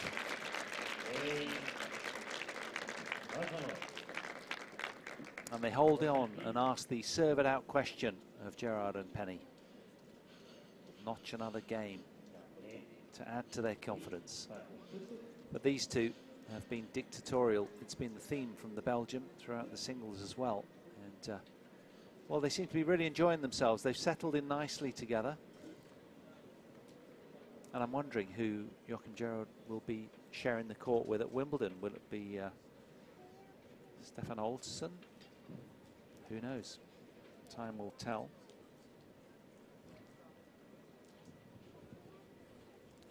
Well, all three of the British players on court were also on court for the ITF Junior Masters doubles final in France in January. Bartram and Ward won that match, beating Penny and his Austrian partner, Max Toscher, in a deciding match tiebreak. So they're familiar foes, these three Brits. He's 17, the other two lads are 16, but it really does bode well for British wheelchair tennis moving forward.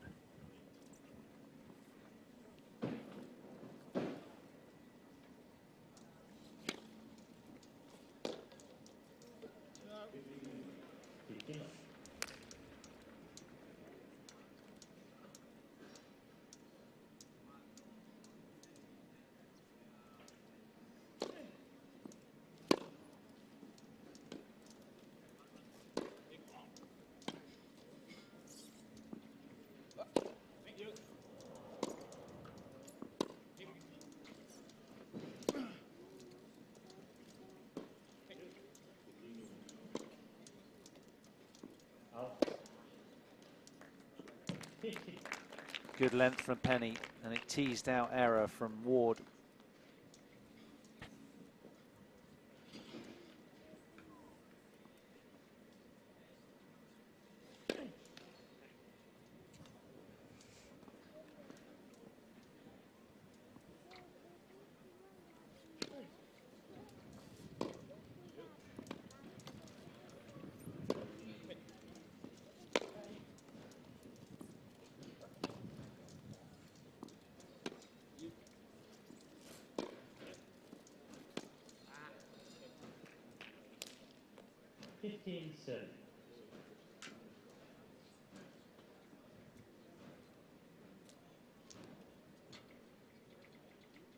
Half chance here then for the teens, the 16-year-olds against the Penny serve.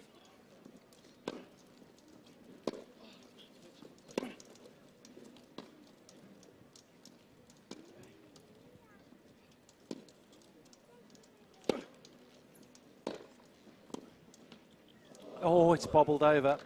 High skill level from the Belgian. Would expect nothing less.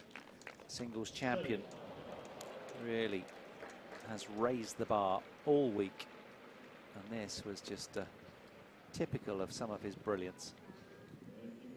Like you said in the singles, he needs to bottle that and take it into Wimbledon.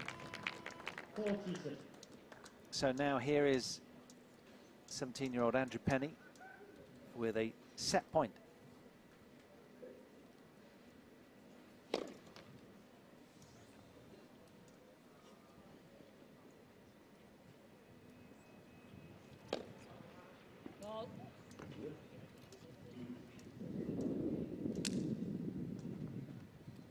First blemish on serve for these two.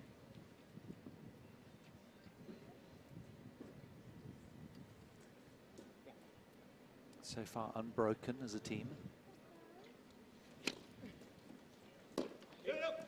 Oh, I thought that was a terrific serve. You could hear the slice on it from Penny. But Dan and Ward just gave it the treatment. I thought so too. It was just sliding away, wasn't it? And somehow he just cut off the angle.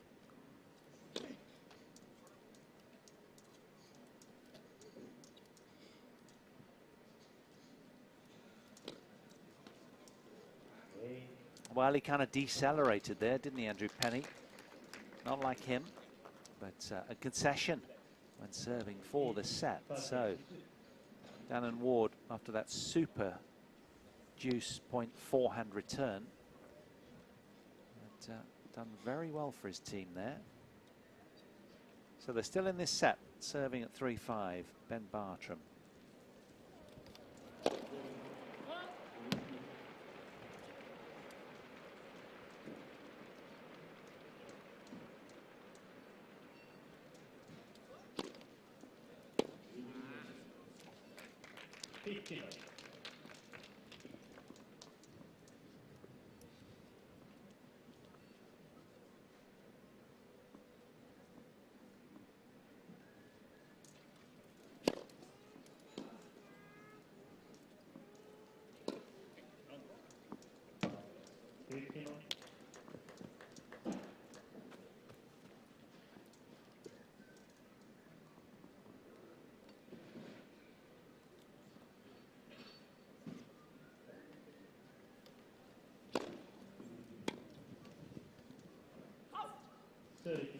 It's almost like Andrew Penny's got too much in his repertoire, and suddenly, you know, when he needs to pick a really high percentage solid shot, perhaps sometimes evades him. That'll come as he grows and matures as a player, as all three will indeed.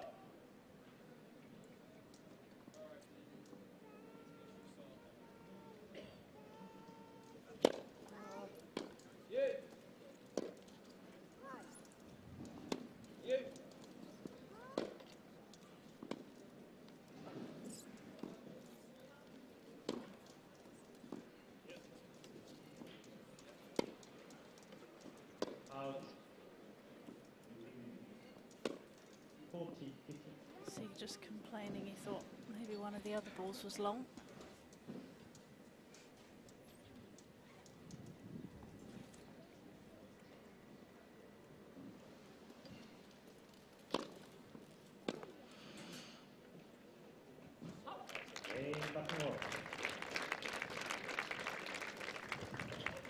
Well, really good from Bartram and Ward. It's a second consecutive game for them, but it's going to be Gerard and Penny that'll get a second opportunity to serve out this opening set.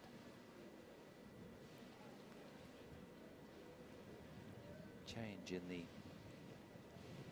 ball crew, but all done so neatly. Don't they look great in their pink and blue?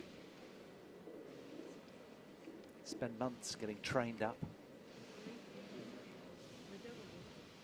Just like a well-oiled machine, aren't they? But it's just so seamless. Yeah, and very often sort of massive tennis fans, often players themselves. So this is inspirational and just good to take in some of the action from close quarters. So these two have really raised the bar over the last couple of games. Now, can they break serve again and get back on level terms?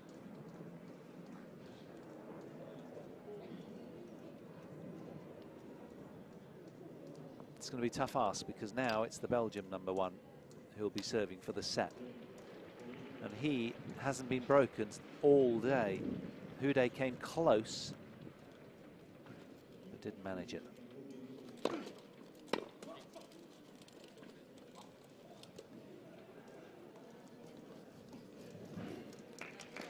That's really clever from Ben Bartram, who could just see a gaping hole in the front court.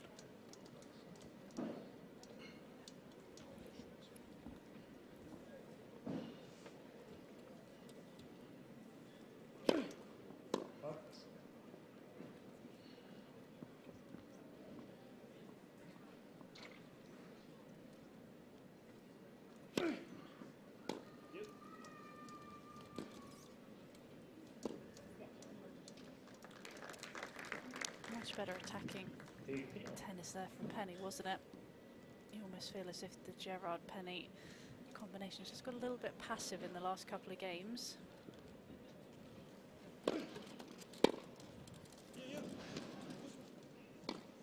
Beautifully done from Dan and Ward. That was a leaf from the Gerard book. Return and in. He's growing in stature, is Dan and Ward. He started slowly, but now he's really literally putting the wheels on.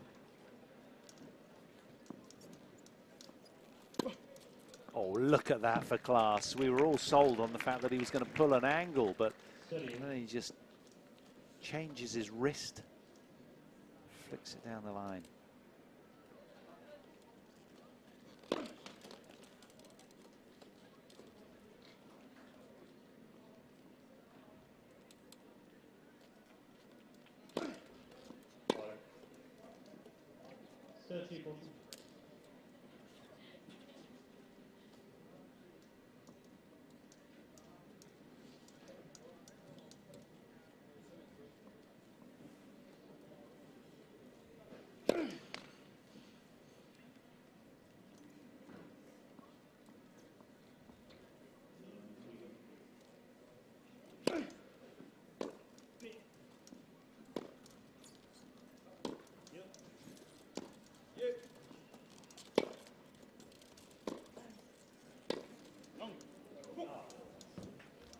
Well, an opportunity there to do something that's not happened today so far.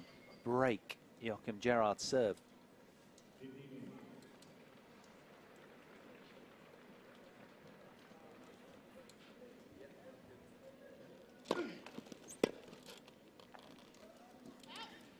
Yeah, buckling and weighty, that delivery.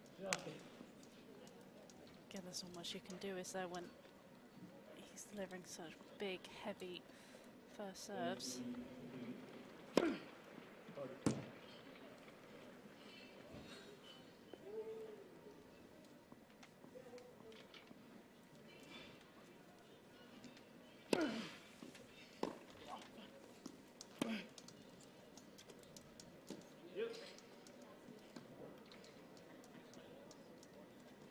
You got it. Good. He just got caught in two minds, didn't he? Wasn't quite sure what he was going to do and tried to go for the toughest shot.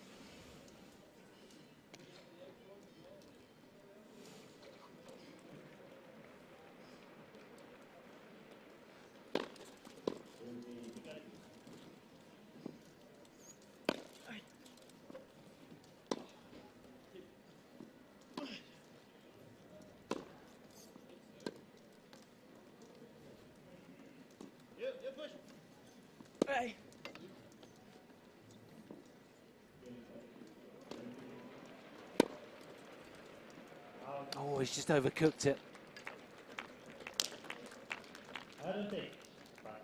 Now then, a second break point for Bartram and Ward here to get back on terms. Again,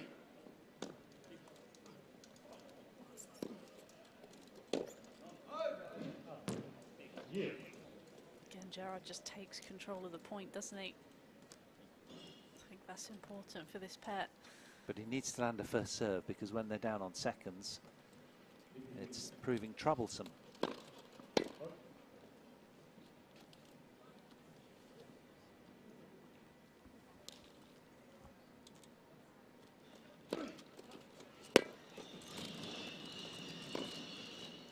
Oh, well done. Just battering it down through the corridor of doubt there, the Belgian. Hitting second serves like that, you don't need to worry too much about your first serve though, do you? True. Almost came through like a first serve. Can he find another one here?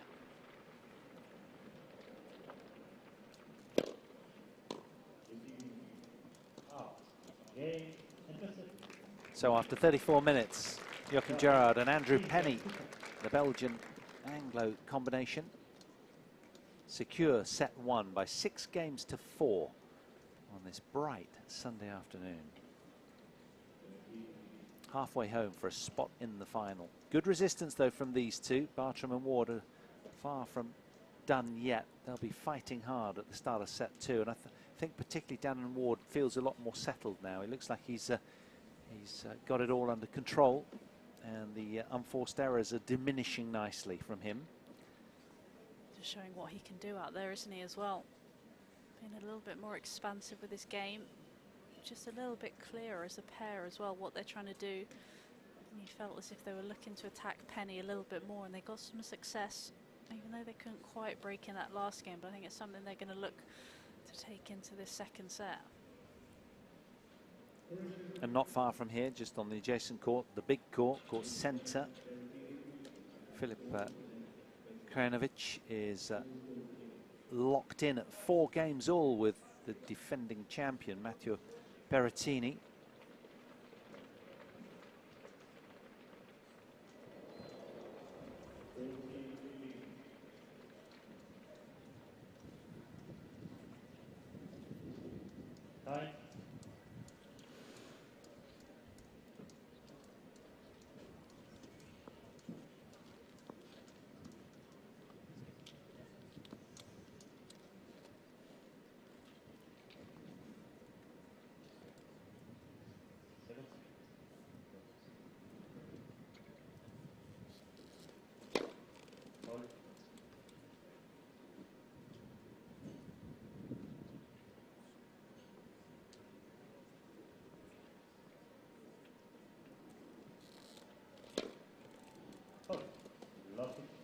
Incidentally, just to give you a flavour and a sense of perspective, the draw, only 3 teams entered this event. So Hewitt, Alfie Hewitt and Stefan Houday twinning up for the first time at the top of the draw, and they'll take on the winner of this match in the final of the wheelchair men's doubles. Good heavy return of serve again from the danger man. Really looking to try and start this set strong, aren't they? Trying to put their foot down.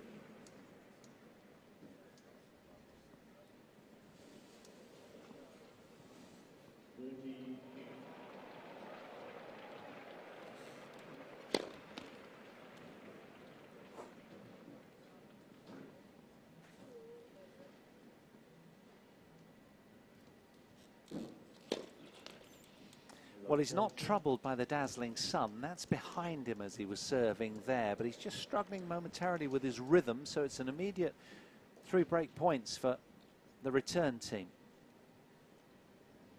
On the Ward serve.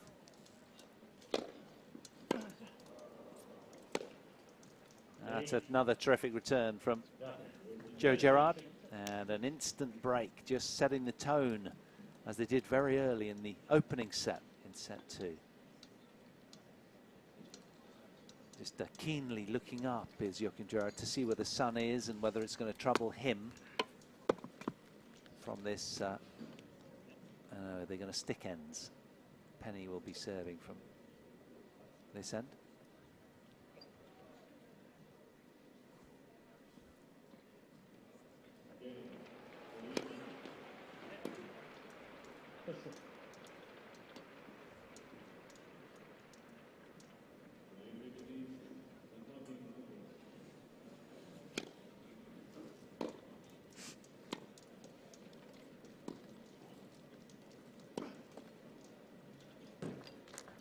It's always interesting though, isn't it, that at the start of a new set you stay the same ends, you keep the same person serving first. All those little things that you have to think about.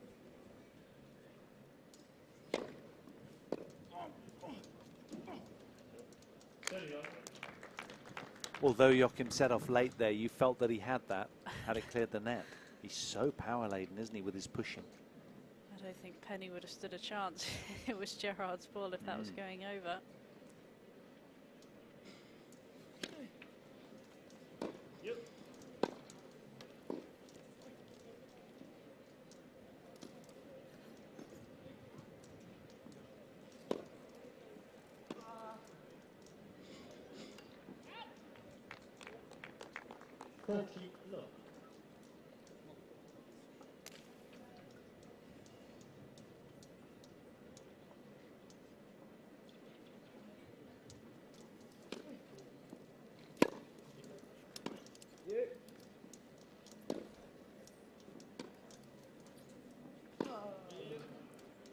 Oh yes, the first point in a while for the all-British team. On pairing, I should say. That was 7 points in a row for Gerard and Penny there until then. Maybe letting out a little bit of frustration with that forehand.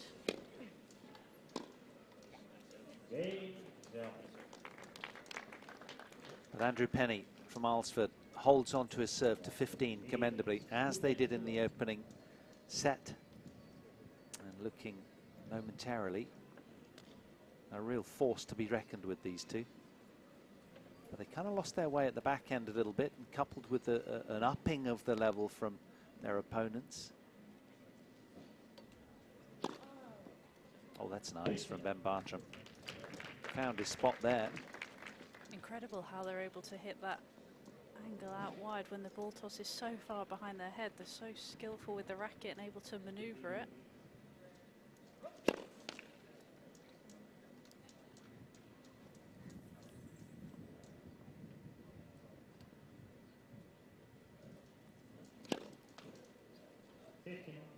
Well, it's Ben Bartram, to be fair now, who is serving into the sun.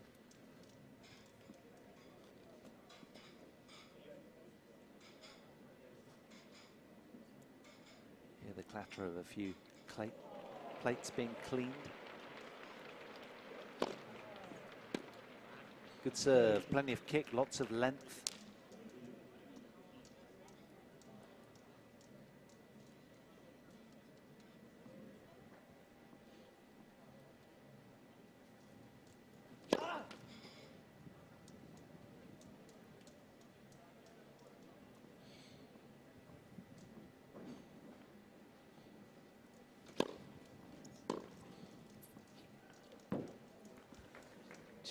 court there, wasn't he? Fresh aired that one, was it? A little bit of a dodgy bounce. Yeah, Sure. perhaps it sort of checked on the chalk in his defence. Or just skidded through a little bit. Yeah. It's never your fault, is it? It's always the court. Yeah.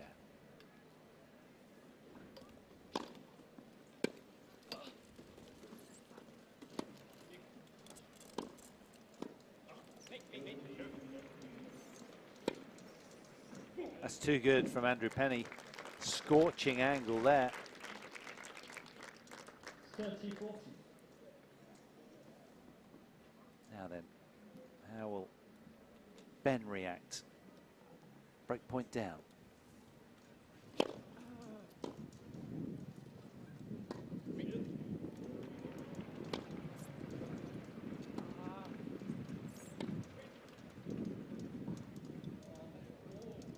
Well, it was a lovely volley, and though you thought Dannon Ward had it all lined up, he was unable to do too much with that, so it must have just zipped through the court. It's a 3-love lead now for Gerard and Penny in set 2. And quite honestly, they've been efficient and businesslike and purposeful in their demeanour for a scratch pairing. All in all, it's been pretty impressive. Bit of a sort of lapse in concentration, sort of towards the back end of set 1, where Penny served for the set. I think it was about 5-2, but lapsed. But other than that, pretty good. Yeah, apart from that couple of games towards the end of the first set, like you say, everything's been very smart. The communication's been good. They've come up with a clear plan of what they want to do, and so far they've executed it extremely well. And you sort of think if they can get this Gerard service game on the board, they're pretty out of sight. And do you think the Penny will be getting a Big Joe a cuddle like those two young girls were courtside just then? Wasn't that lovely? Little sisters together. Wonderful scenes.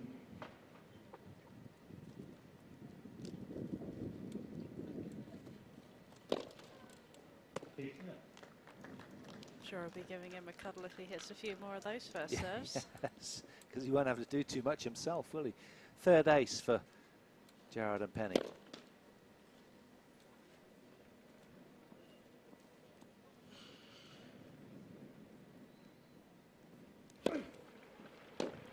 And you know what's going to be interesting? Over time, you and I will reflect if we're lucky enough to get the invite back in next year and sort of say, right, you know, which of these guys sharing the court with Big Joe here really took most from it in terms of their development? This is where they were, and now look at them now, you know, the way that Hewitt and Reed have evolved. Let's see how they go in time. It's going to be fascinating.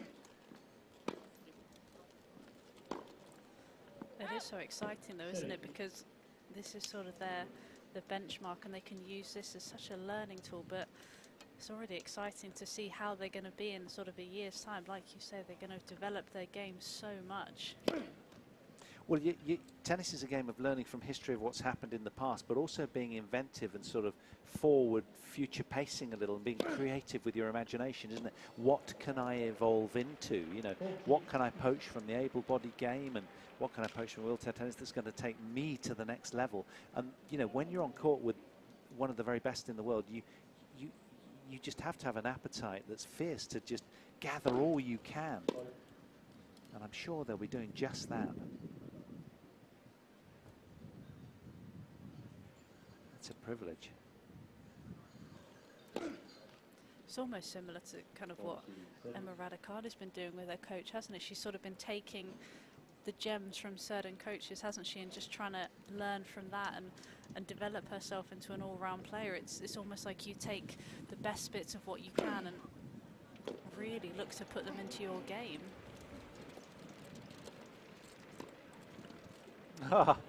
Nonchalant dispatch and a super hold of serve for the powerhouse on court. Gerard and Penny now are set and 4-love to the good.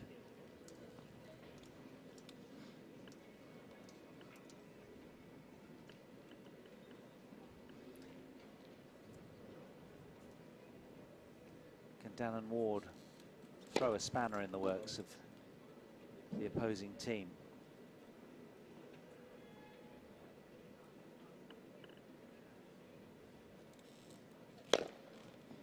You mentioned sort of the Raducanu seeking a little piece of gold. Raducanu's brutal coach carousel is one of the BBC headlines not that long ago.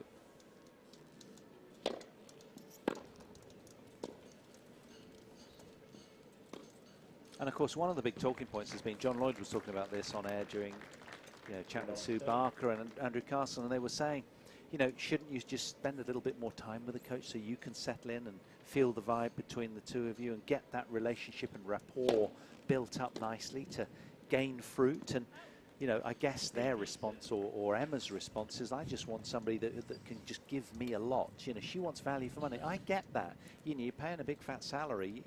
You really want somebody who's rich in experience and can offer you a lot.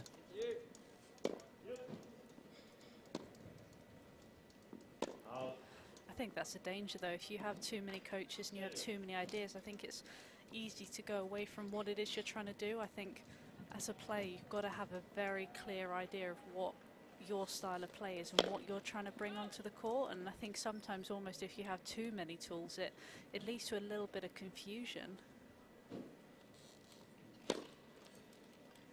You obviously can't just have a plan A. If things are going well, they're great, but you've got to have a plan B and C. But I think sometimes it's easy to get too dragged into trying to do too many things well rather than doing, sort of 1, 2, 3 things exceptionally well. Opportunity for a handful of breaks then for Gerard and Penny here. Dannon Ward struggling with his rhythm a little. Ball tosser right at times. It's the biggest area of work in this young man's game. If he gets it right, he can go to big places, I think.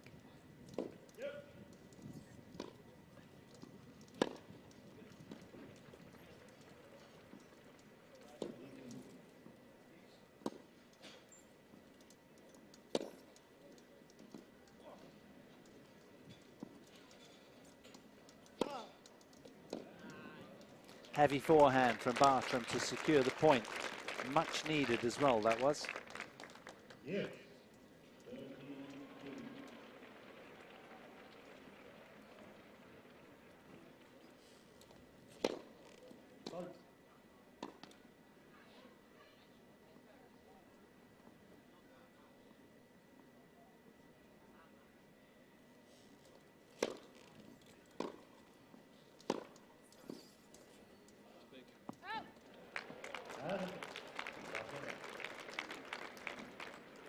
Bartram bullying Ward now with a game point.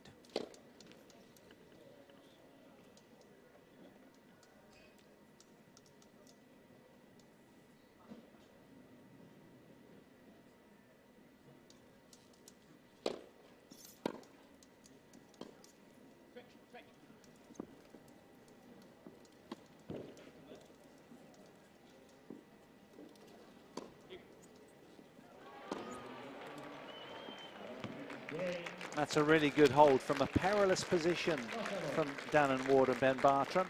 They get a game on the board in set 2. But they've got a lot of work to do. A set and 1-4 down now, the two 16-year-old Brits.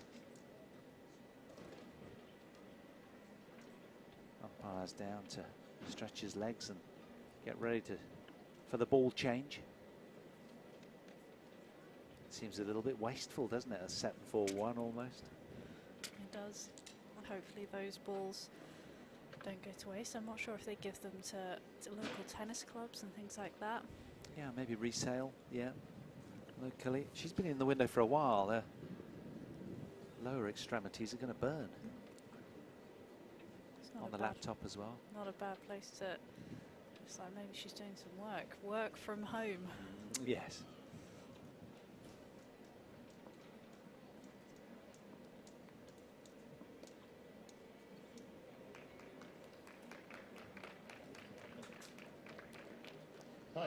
So they've got a toe hold in this set. Can they extend that tally in set 2? Get a little bit more traction here.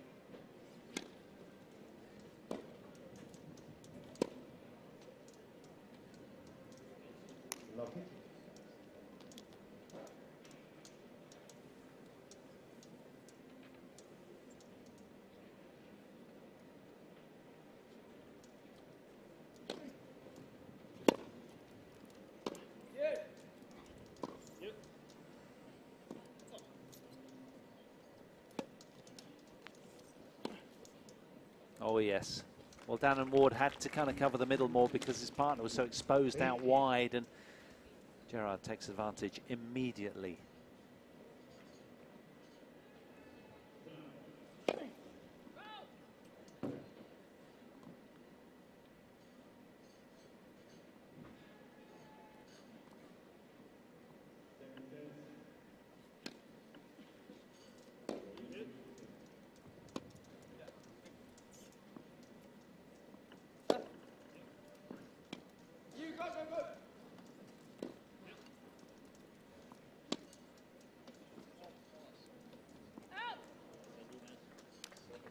Got it up and down really well there, Penny.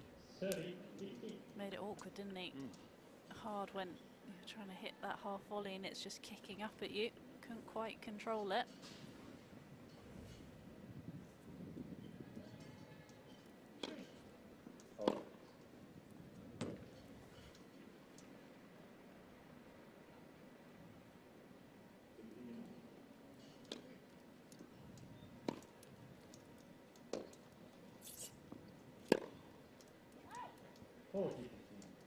Well, up at the Rossley Classic Birmingham, Andy Lapthorne's won the inaugural quad singles title in Edgbaston. He beat fellow Brit James Shaw 3-1 to complete his 2 round-robin matches, having dropped just 5 games. And that makes him the winner of the first grass court quad singles ranking event outside of Wimbledon. And he'll be confident heading into the All England Club in a couple of weeks for the first Wimbledon quad draw to feature 8 players. So that's quite a coup. Again, another example of wheelchair tennis evolving to the next level. It's just going up and up, this great sport. Terrific. French Open, they're on the show courts. Philippe Chatrier, brilliant. Wimbledon, they've been playing finals on court 2, I think is the highest court they've got to, but it's always evolving the right way and really encouraging and inclusive for as many people as we can. That's terrific. Set 5-1 now. Gerard and Penny looking good.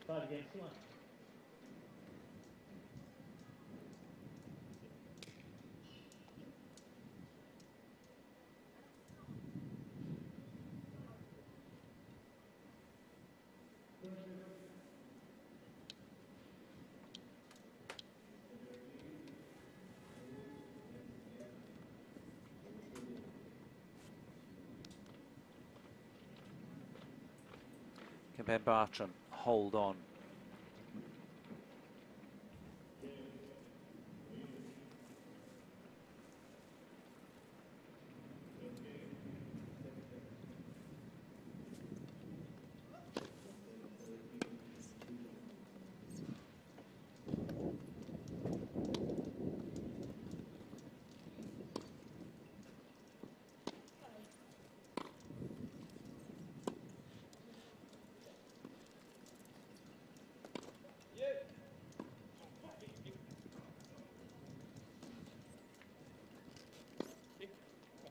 Oh, just as he got out of jail so well there, Dan and Ward. Unable to do more with that point.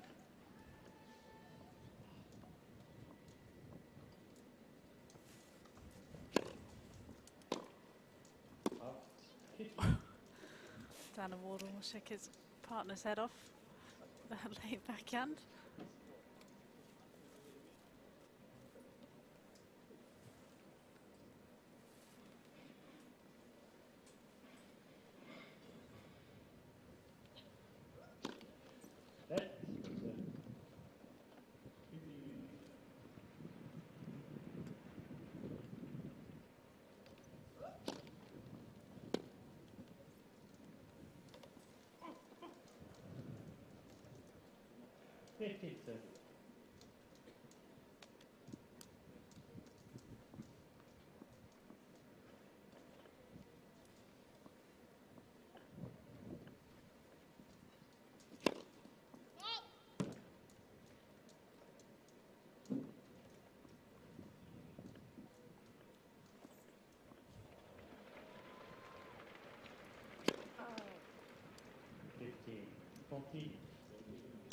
Now then, a couple of match point opportunities for Gerard and Penny here, and for a spot in the men's wheelchair doubles final.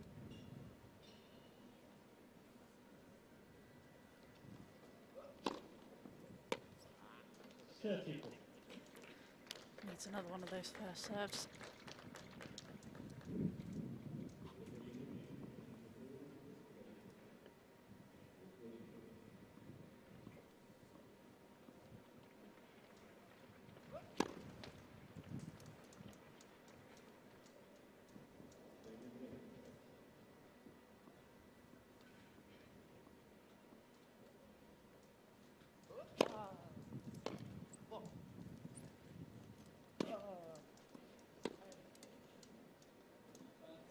Hewitt.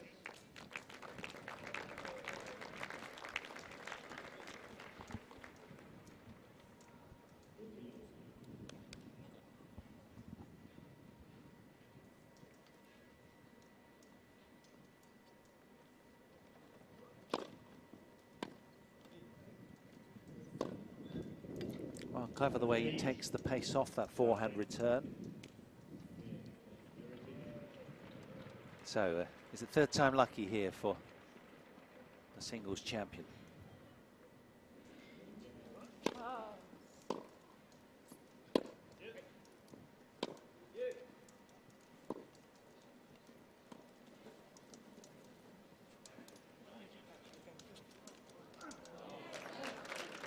Not quite. Dan and Ward with a lovely little touch. Smart shot, wasn't it, as well? I could see Gerard recovering backwards to just hit it short again. Gerard couldn't quite get up to it.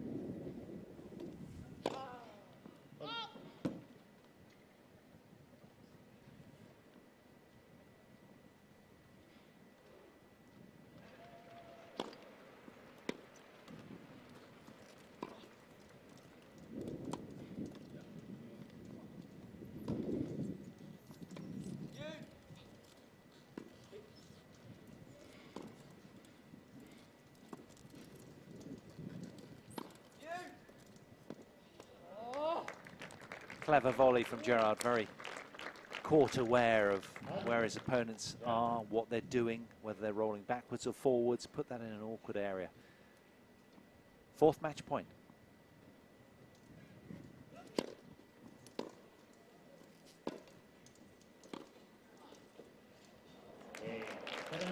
On the stroke of the hour mark, it's Joe Gerard and Andrew Penny who come through 6-4, 6-1 into the men's wheelchair doubles final at the expense of Bartram and Ward, and only 5 games.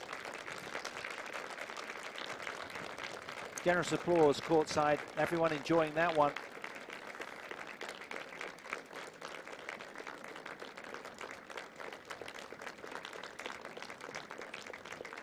It was entertaining, wasn't it, that? Really nice to see the first men's doubles on the Queen's Courts. So there's our match summary. It was impressive stuff from Gerard and Penny, wasn't it? Considering it's the first time they played together, just a lot more solid than Bartram and Ward, wasn't it? Just created a lot more opportunities, were clinical, and just really dominated the rallies. Very impressive stuff. Can they keep it going? Against Hewitt and Houday will be a completely different kettle of fish, and another step up in class for both of them. Yeah, it's going to be interesting to see how, you know, their sort of scratch pairing, and they don't know each other that well, how they're going to hold up. That'll be a tough ask. But that was a really good match by the two of them, Gerard and Penny, with 5 breaks of serve, only the concession once on their own delivery, so they'll be absolutely delighted with that. And, well, to give you some sort of perspective, viewers, it was 45 minutes that Gerard requested in terms of a break between his singles and first doubles here. So I would imagine something similar before the men's final. We don't have a not before time for you immediately. That'll be a conversation that'll go on between the referee and Joachim Gerard. So do wait for us on that one. I'm sure we'll pop it up in a graphic at the bottom of the screen for you to keep your eyes on that. But to follow, we will have the men's wheelchair doubles final, which involves Joachim Gerard and Andrew Penny. They'll be taking on Alfie, Hewitt and Stefan Houday, not too far from now.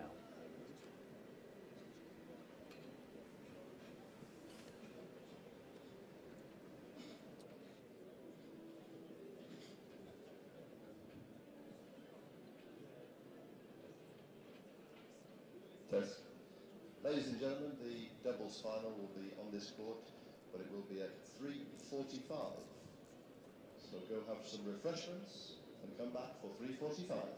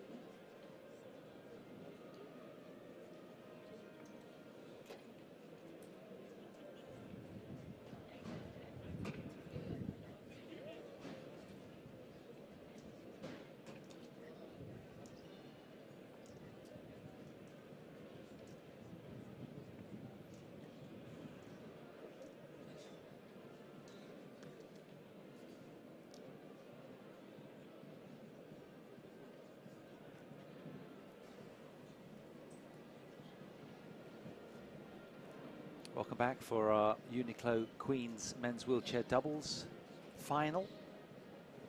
Top seeds Alfie Hewitt and Stefan Houday take on Joachim Gerard and Andrew Penny.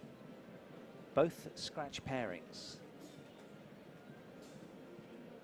Alfie came to the court late, but he's sort of gesturing, please go ahead with the coin toss, guys. I've heard it all before. Just the formalities that he's very au fait with as he just clips himself into the chair. Stefan Houday is offered the toss. Now, what are you going to do? It's all fairly relaxed. These are familiar faces, apart from possibly the man on the far left, Andrew Penny from Alresford in Hampshire, and who's had success already alongside the men's wheelchair singles champion, big Joachim Gerard, the unseeded conqueror and reigning Wimbledon wheelchair singles champion of last year as well. Andrew Penny on the left. Well, didn't they play well in their last match? The Belgian-British combo. 6-4, 6-1 win in the semi-finals over Ben Bartram and Dannon Ward. 5 breaks of serve they took advantage of and came through in just under an hour and only conceded once on their own serves. So a very solid showing to get here. And they seem to have gelled very, very well. Paul Hand in the commentary position alongside my dear friend Anna Smith. And yeah, it was a good match they put together, wasn't it, earlier? It really was. Like you say, scratch pairing, you never know quite what to expect, but they seem to bounce really well off each other and had that little bit of variety between the pace and strength of Joachim Gerard and the variety and the hand skills of Andrew Penny. Yeah, and you'd imagine they'll have their hands full, literally, with their opponents today. The top seeds at the very top of the draw, Alfie Hewitt and Stefan Houday. Because, well, again, a scratch pairing that are so experienced between them. They're so decorated. But this man on the right has been hitting the ball unbelievably well. He tore apart the singles draw with a win over Stefan Houday, the second seed. Gerard did 6-1, 6-2 today in the final. Just first match of the day from 11:30 local time here in London.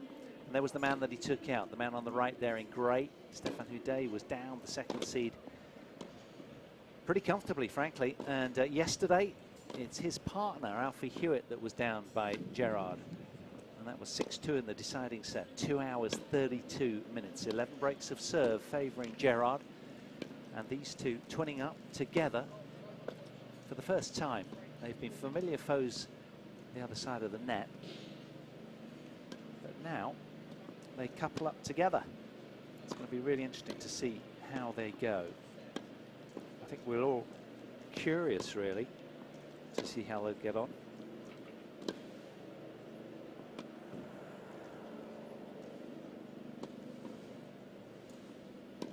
Stefan Houday, of course, 51 years of age, 4 times a singles slam winner. And Alfie Hewitt on that tear with his regular partner in Gordon Reid, having won now with that recent win in Roland Garros, 10 consecutive Grand Slam titles, really blowing any previous records right out of the water. Their aim to be the best wheelchair team ever, and well, it's hard to see beyond them at the moment, and going into Wimbledon seeking an 11th men's doubles title in a row alongside Gordon Reid is Alfie Hewitt, but today twinning up with Houday, as I say. It's their first match. They received a bye in the semi-finals, straight through into the finals, so it's going to be interesting to see how they get on together. Two very experienced players in their own right, but of course it's so nuanced doubles, isn't it? You know, how you twin together with a new partner is something that you just don't know. It is, and especially Alfie's so used to playing with Gordon. Is it going to be a little bit different out there? He's going to have to get used to some slightly different habits from Houday.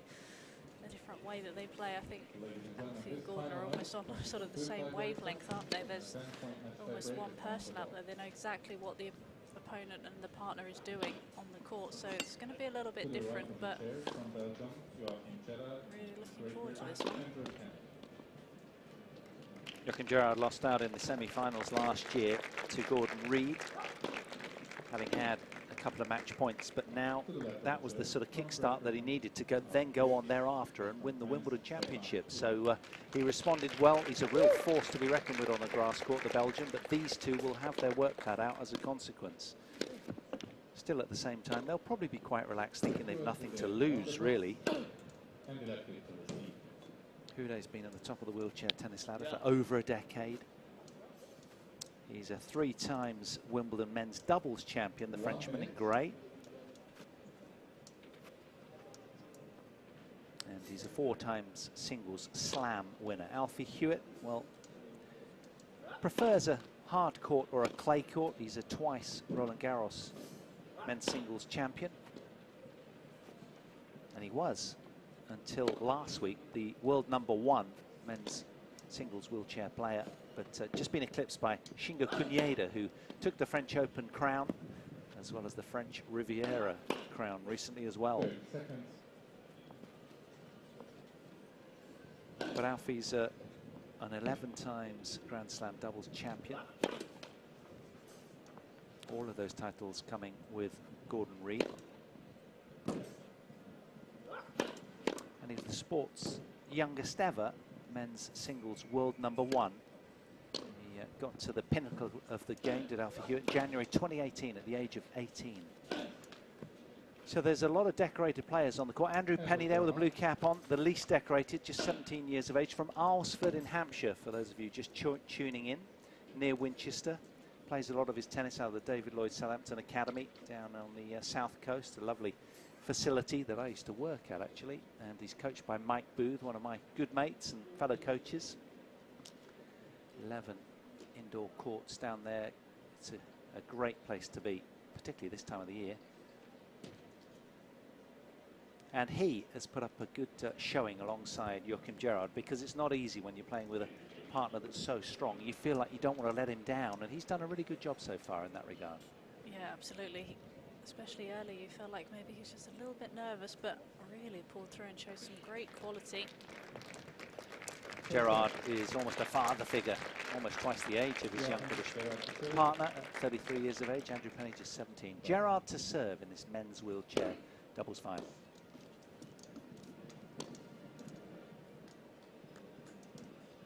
Lot 15.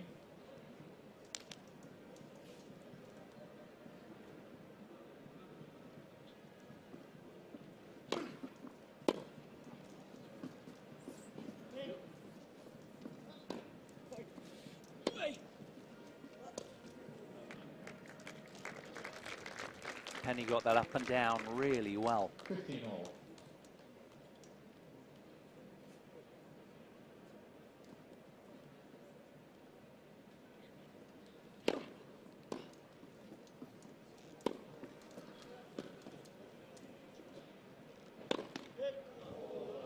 Yeah, a little bit of luck. It's all going the Belgians' way today. Whatever he's done has turned to gold. 15. That's you there.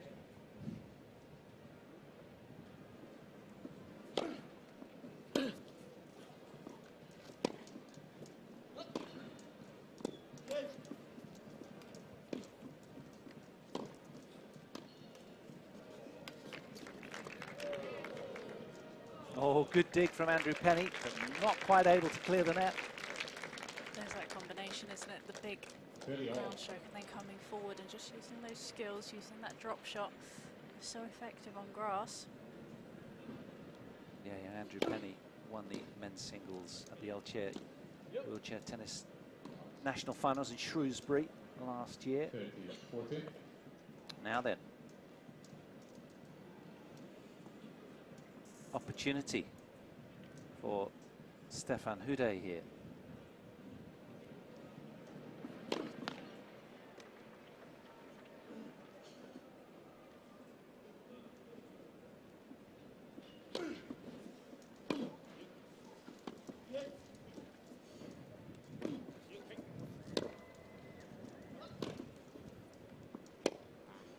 Yeah, that really kicked off the court with fierce spin from the Alfie Hewitt forehand. So Hewitt and Houday, in their first ever showing together as a pairing, break serve immediately, setting the tone in this last match of the day here on court 5.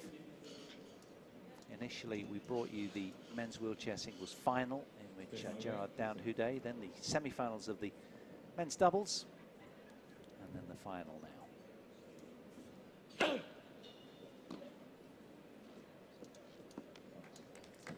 There's that out wide serve again that Houday's used so much over the last couple of days.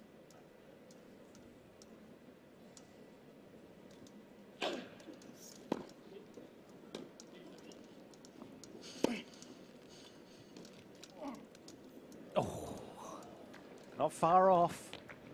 He's richly talented. Got the lob wedge out there, didn't he? Almost made it. Would have been one of those that would have almost been bouncing back over onto his side of the net.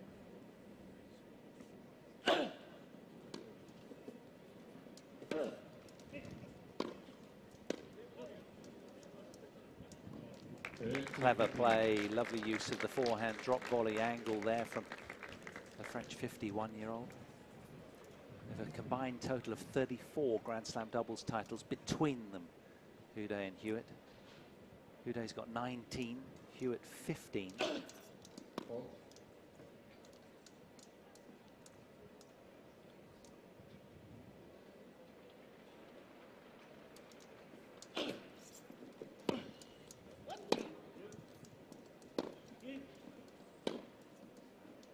Yeah, exploiting the narrow little space on the court, Houday there.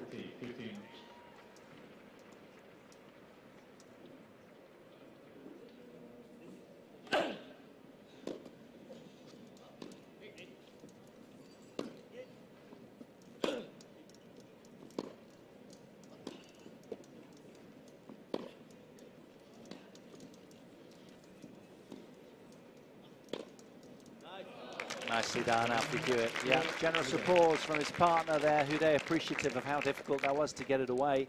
It's a great stretch. Top seeds extend their lead.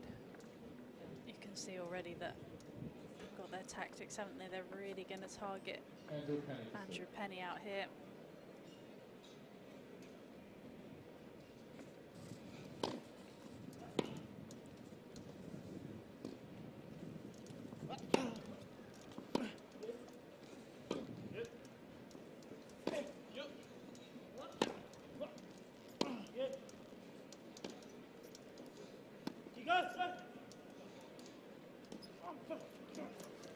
Oh, that's a teaser from Houday.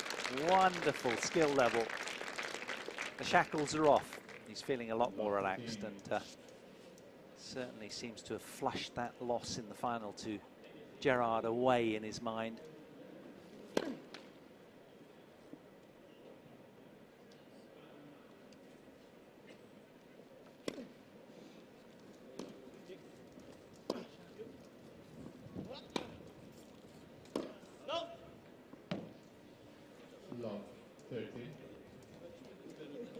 Oh, they're enjoying themselves, and that's why we come to sport. And they are now launching another potential ambush on the serve of their opponents.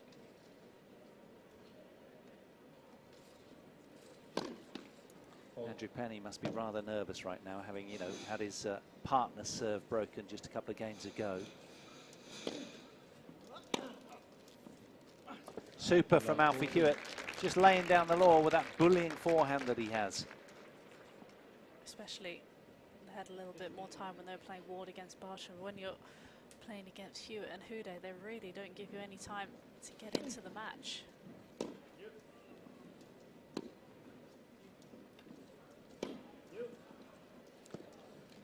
It's another immediate break of serve, favouring the top seeds as they wheel round with a heady 3-love lead in the blink of an eye. They are absolutely playing lights out right now and probably desperate to avenge what happened to themselves in singles. Houday was the second seed. He was taken out in straight sets by the man the other side of the net, as was Alfie Hewitt in 2.5 hours. That was a lot more competitive, but still both trying to avenge what happened in in the singles event. But interestingly, Hewitt and Reed, his regular partner, became the first men's doubles British partnership to win the calendar Grand Slam, which means all 4 titles in the same year in 2021.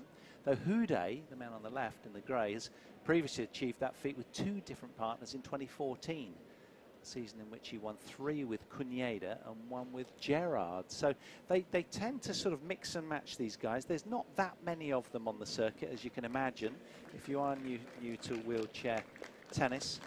But they are extremely highly skilled, and it makes for a great watch. Alfie Hewitt just staring up to the sun. He'll probably check his ball toss. He's the last to serve in this rotation of 4. Can he hold on? 3-love lead. Yeah, it's a fine start.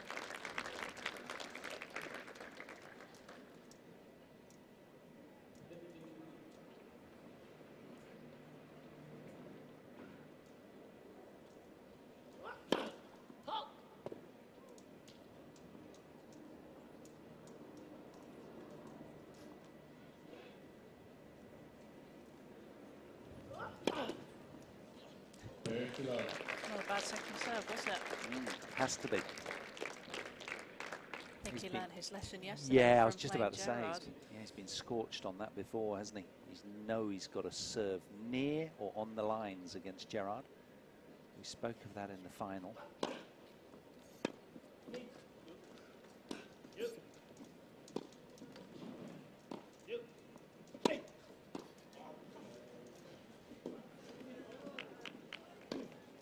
Oh yes, just what a can-opening forehand angle that was from Houday, just brushing up the side and back of the ball there, so fast.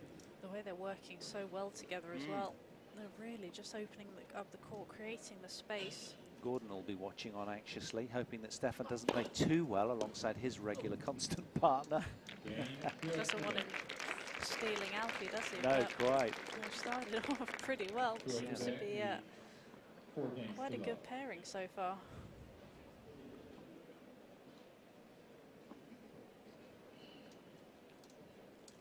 So can these guys reset? Nothing on the scoreboard just yet, which is very unlikely given the tournament this man's had.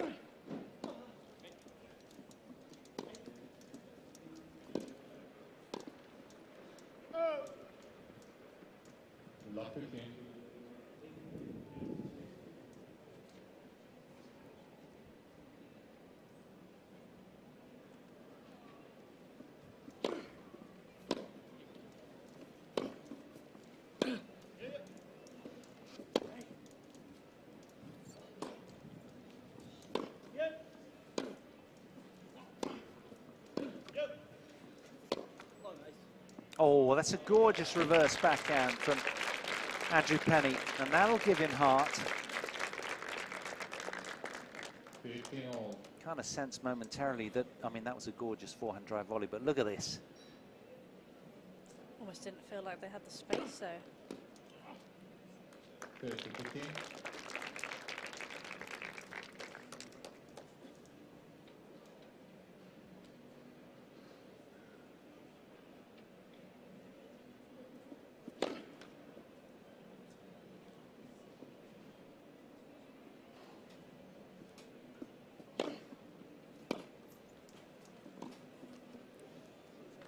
Great length on the return from Houday.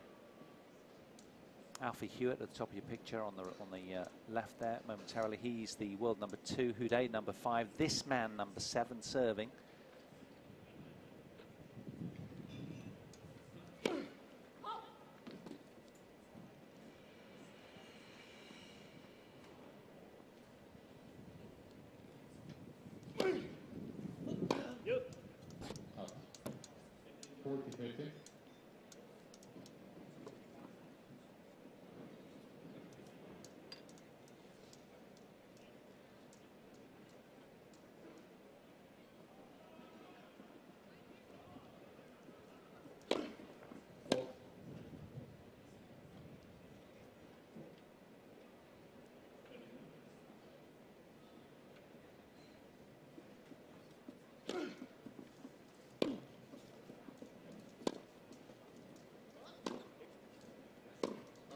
Oh, that's really nice from Joachim Gerard.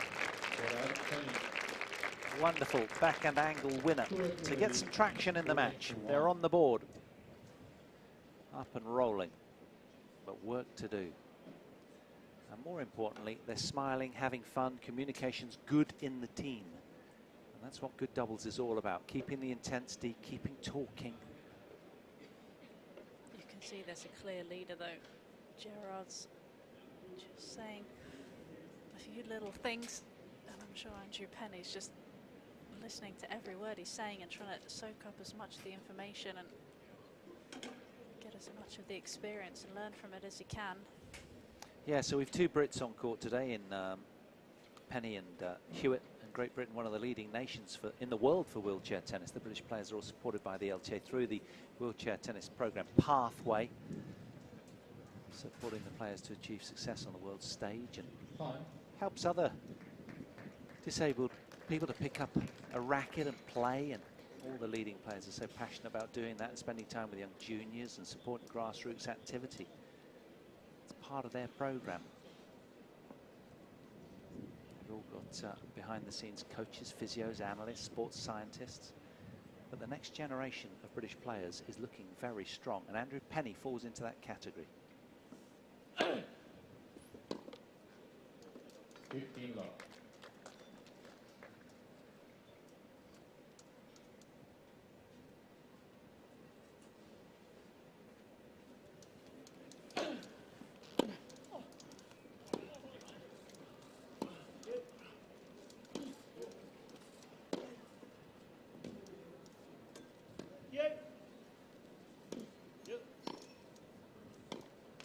Oh, he left the gate open, didn't he? Penny there in the blue cap. Houday couldn't clear the net. Just clipped the top of the tape. Penny wouldn't have stood a chance if that had gone over. Good to see him moving forward though.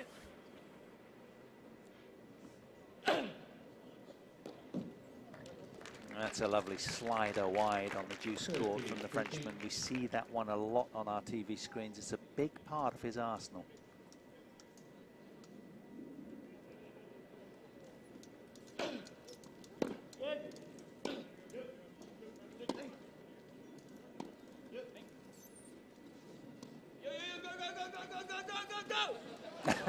Well, as much as he was urging Alfie Hewitt to get there, Alfie's one of the quickest in the chair on the tennis court, but he couldn't quite. That was so high skill level from Andrew Penny.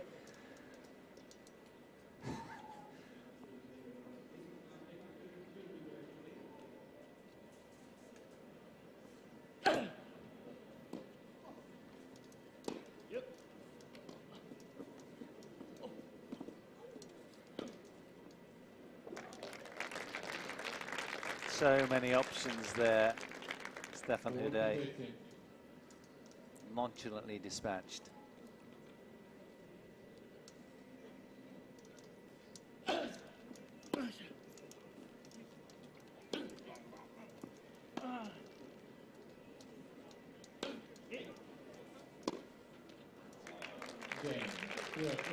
Another emphatic service hold. They've been untroubled on their own delivery, these two.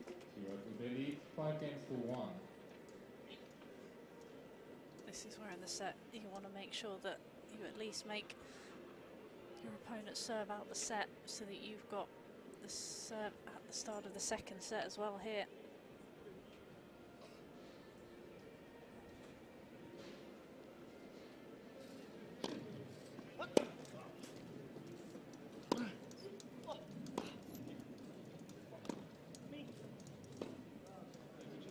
Well, earlier we caught a glimpse of Ben Bartram and Dan and Ward, who are 2 and 5 in the junior world rankings. Andrew Penny's number 3 in the world juniors. We've got Ruby Bishop, number 4 in the girls singles rankings as well. So it's a bright future backing up the likes of Hewitt and Reed.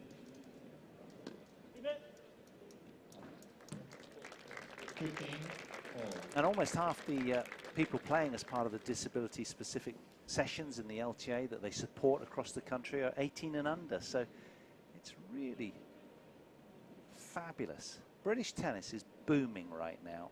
Over 50 titles between all of our players. You. 15-30.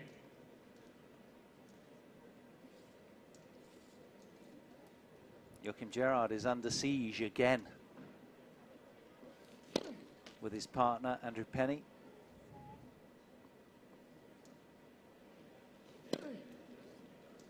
Oh, not for long. How's that for a kick second serve? Impeccable accuracy. I think you could see Houday just wheeling forwards out of the corner of his eye and just thought he had a little bit extra to it. And he got the kick and the width. He's got a wide repertoire, hasn't he, this young man? Very gifted. He's done it again. The slider wide to the juice court as well. What can't he do?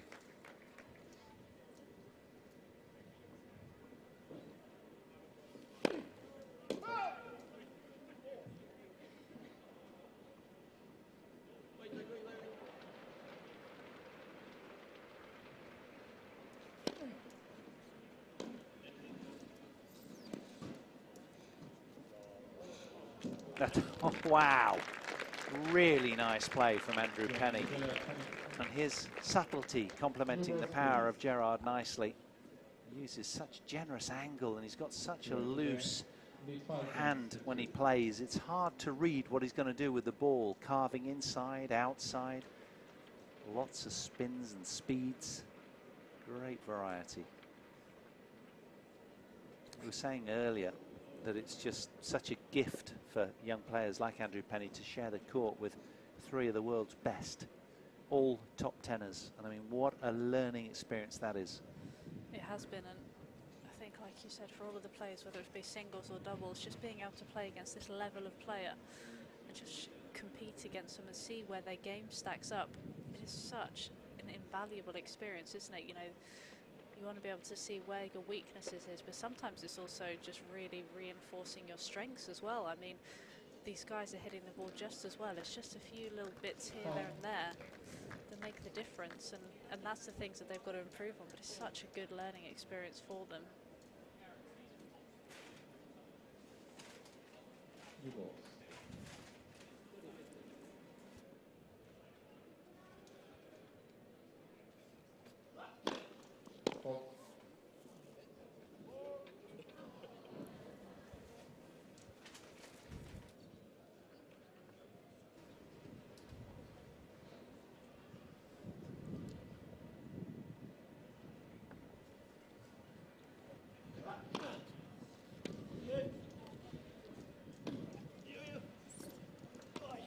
Yeah, just got a little tangled there. Misjudgment from Andrew Penny, kind of came carving right in towards his head. Not easy at that height.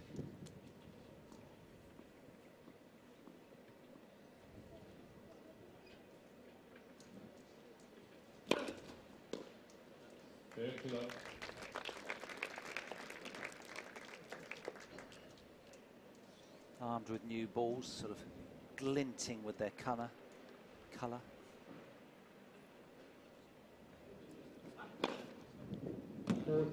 Yeah, he is serving very sharp, Alfie Hewitt, right now.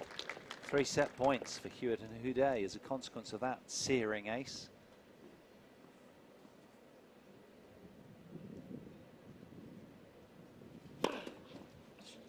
Game. 21 very tidy minutes, all they needed to secure set 1. Hewitt and Houday, the top seeds, rampant from the offing here.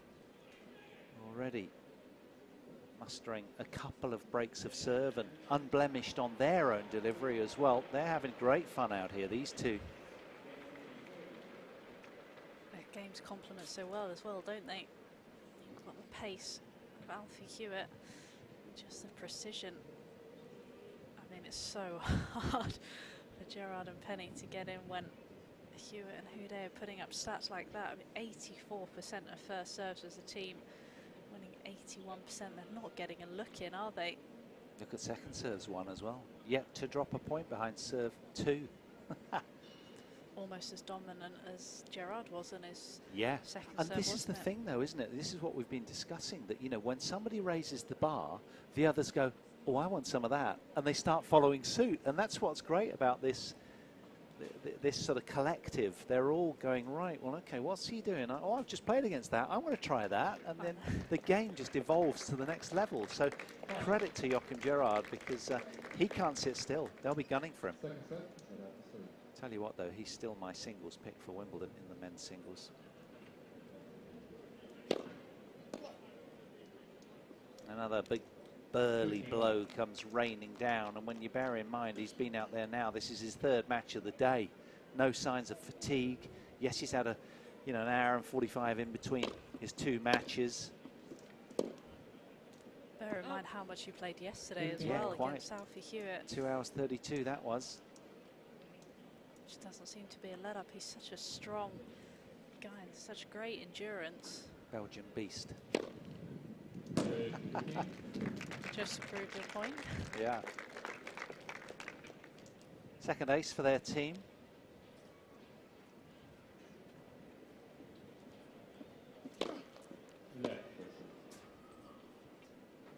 I spoke to him when he was practicing, and I said, what's your racket laid up like? He said 300 grams. That's actually quite light. Uses a hybrid with a gut string in the downs, I think it is.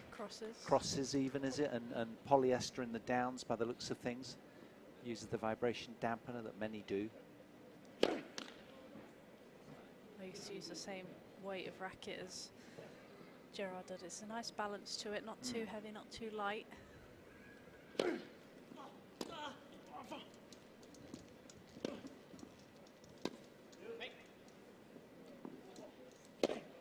Oh, it's a well-weighted lob from Stefan Houday, the most experienced man on court there. I guess it's quite important for these guys as well to have that blend of not sort of having a too heavy a racket as well, but not too light, so they're able to still generate that pace.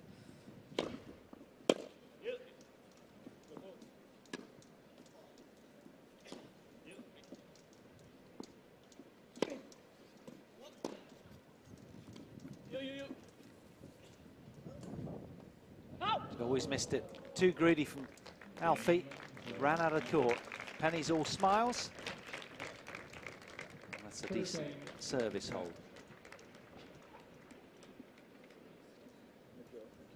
Houday does like that sort of charcoal shirt, doesn't he? I'm sure he's got several of them, but it sort of brings out the fleck in his stubble, I think. Matching the hair, isn't he? Yeah. Keenly getting on with his own service game now.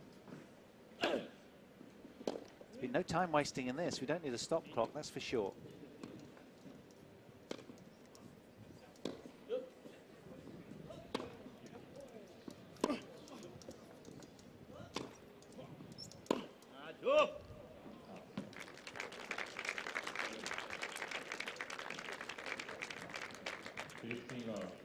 We've got the women's wheelchair event coming up in Eastbourne from Thursday, so do take a watch of that.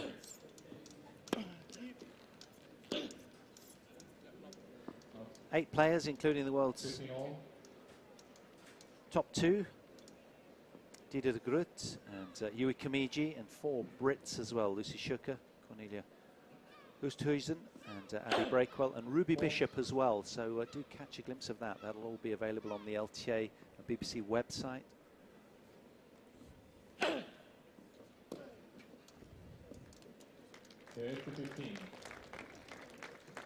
Well, I think these guys are just so relaxed now, having been duffed up by the Belgian opponent, the other side of the net in singles. They just have nothing to lose, and they're just going for this.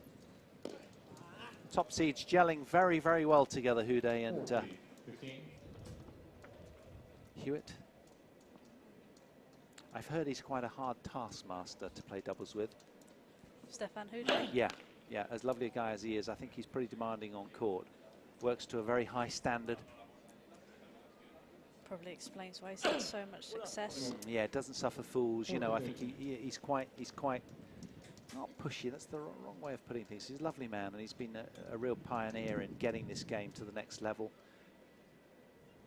French Roland Garros, they were using the top show court on court Philippe Chatrier for several matches in wheelchair tennis. And that was all as a consequence of Hewitt pushing hard. He's a great ambassador for the World Wheelchair Game. 1 game all.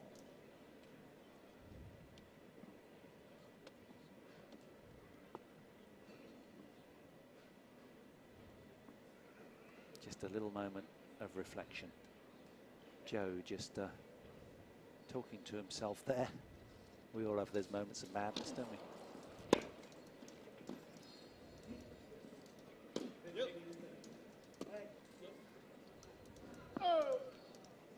And you can bet your bottom dollar that Joachim Gerard will be not wanting to lose this. It's a pride thing, isn't it? Absolutely is. He wants to take home another trophy from this week. These competitors all so hungry for success. Sort of feeds their addiction.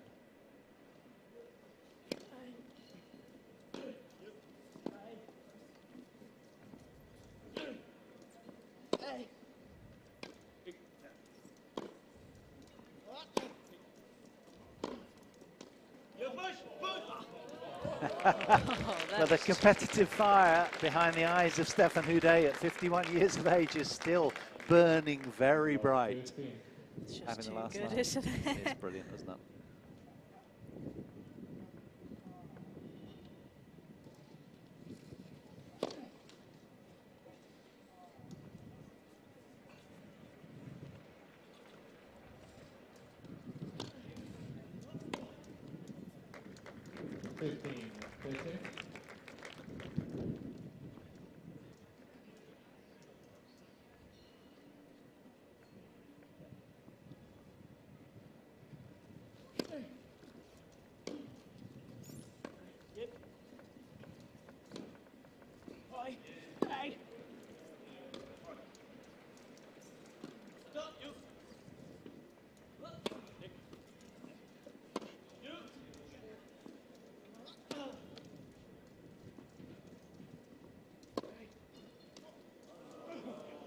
Oh, a little over audacious there from Houday.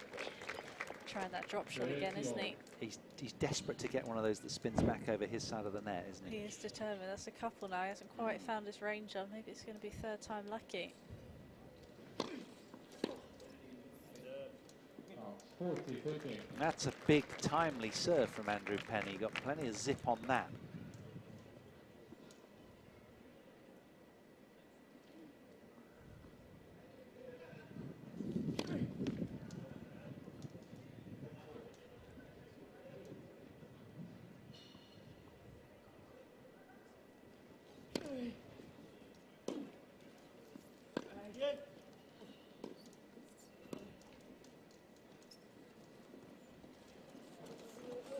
Oh yes, Penny coming out of that cat and mouse battle against Houday on top. Wonderful hand skills, magical from the lad from Alsford.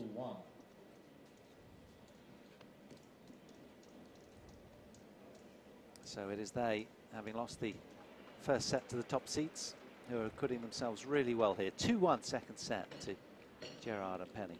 And now the big disparity for me, viewers, is on the statistics as we look at them. The points won on second serve really massively favouring Hewitt and Houday. They're winning 80% of points behind second serve as well as first serve. And their opponents behind first serve winning 57% of the points, but only 46% of the points behind second serve. So, you know, that's where this match seemingly is being won and lost right now. Just shows the strength of the Hewitt and Houday return, so doesn't it? Yeah, exactly. They show that in singles as well, but it really comes to the fore in doubles.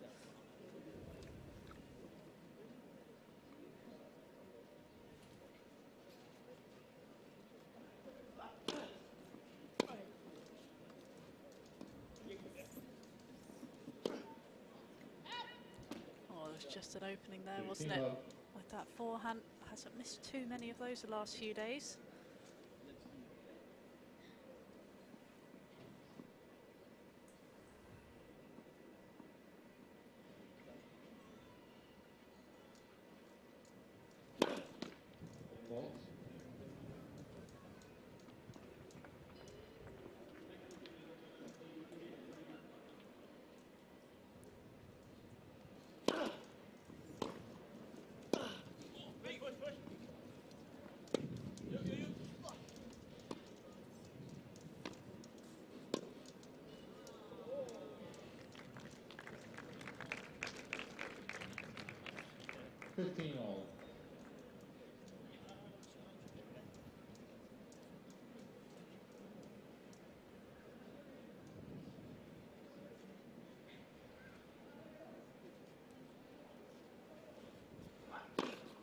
fault.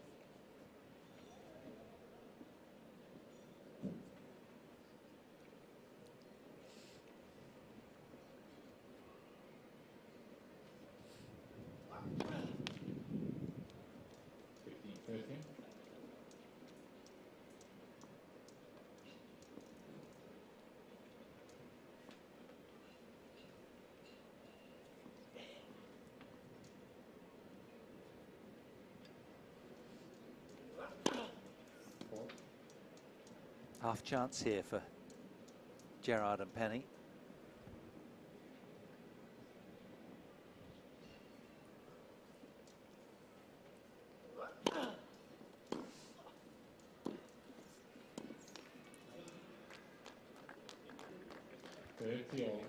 Just feels a little bit as though the energy of Hewitt and Houday has just dropped a fraction. Yeah, I'm with you. it? I'm sensing that too. The intensity is just a little lacking, isn't it? Happens in most tennis matches, to be fair.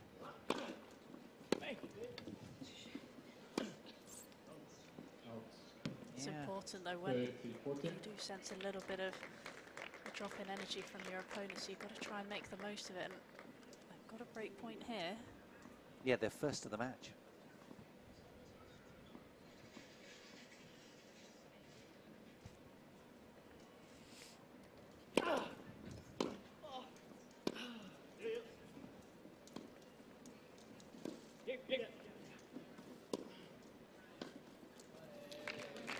Yeah, he's never missing a volley like that, is he? I don't think that Gerard caught him just rolling into the net. He wasn't aware of that, and Houday with an easy picking at the net.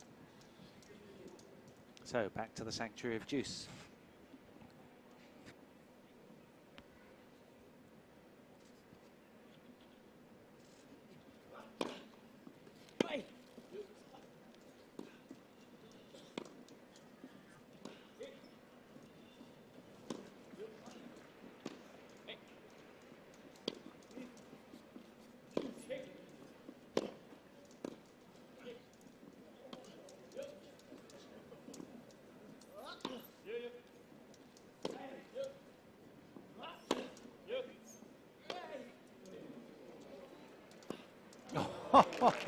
Well, that stretch slice forehand couldn't have come off any better for Andrew Penny. He kind of sort of semi-shanked it, but it stayed really low as a consequence. And now they've generated another break point on the Hewitt serve.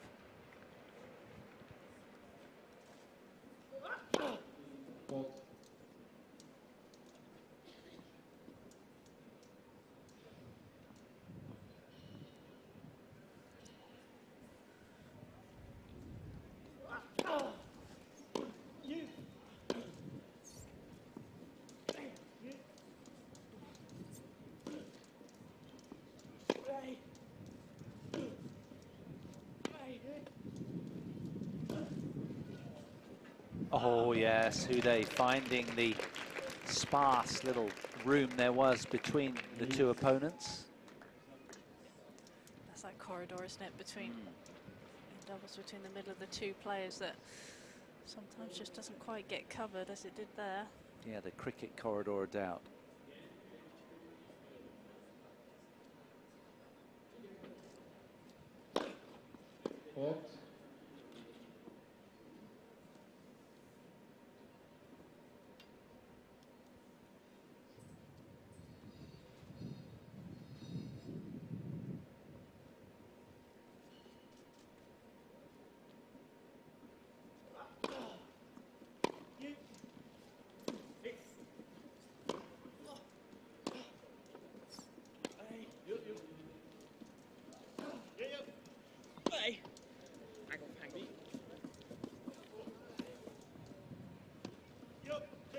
Oh, and again, Houday just so caught aware out of his peripheral vision of just where both of his opponents are. Look at this, he had plenty of time, but that was immaculately struck, bisecting the two. Backing up that good serve work from Hewitt well.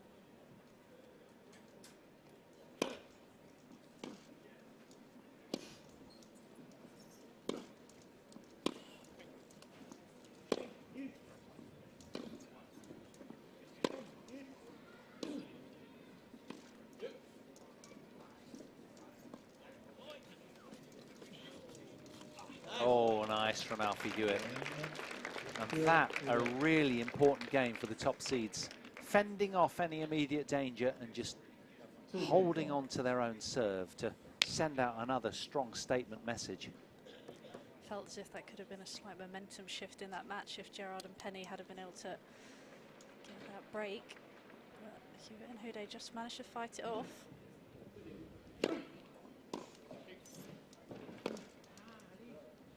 Love 15.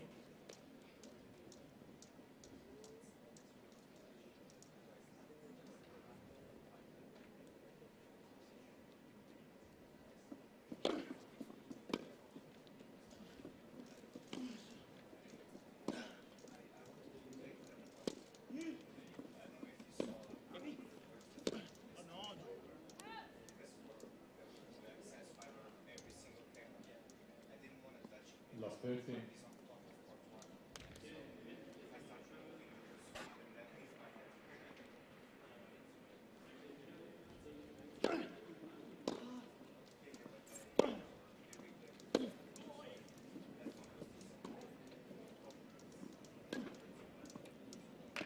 He's bossing the scene, isn't he? It's a common look. Stefan Houday's getting right up the court, inside the baseline, and just dispatching with authority. 3 immediate break points, having just held on to the Alfie Hewitt serve. This will feel great to these two. Not so fast, says Joachim. Little thumbs up as well from Houday.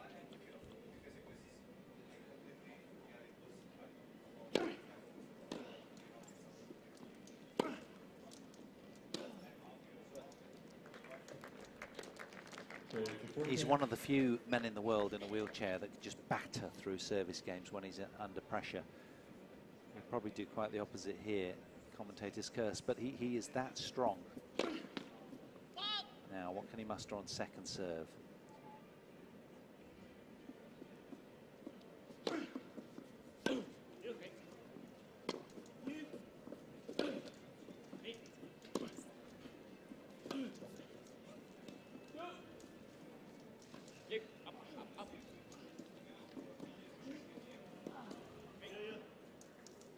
Well played, really good.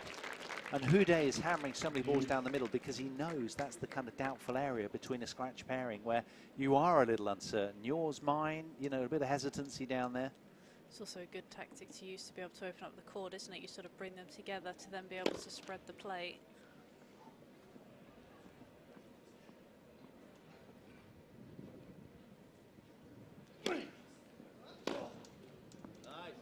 Yeah, it certainly was. Acknowledged by the Belgian.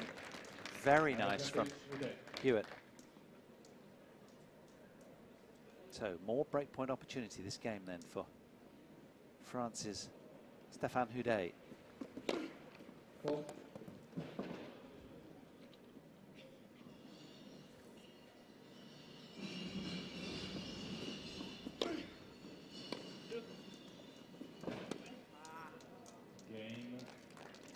Well, they break the serve of the big man, and Hewitt and Houday head out to a 6-2, 3-2 lead. Just twinning that a little bit more efficiently as a team, as many expected coming into this. Houday just polishes off the obligatory banana to keep sugar levels up. And the sun is waning in and out sort of from moment to moment here. This glorious Queen's Court 5. It's been a beautiful court. I can only recall, Anna, I think you're the same, just one bad bounce, but it was probably a loose sort of little clump of grass or something. It's been impeccable the way this court's played, hasn't it? It is. It looks like a carpet, doesn't it? It's so, when we were walking around earlier, before matches got underway, we were saying how we would love to go and have a hit on these courts. It's just immaculate, isn't it? We're going to take our rackets to Nottingham, aren't we, and have a cheeky half hour between matches. Or and hopefully no one sees us. Yeah, at the start of the day.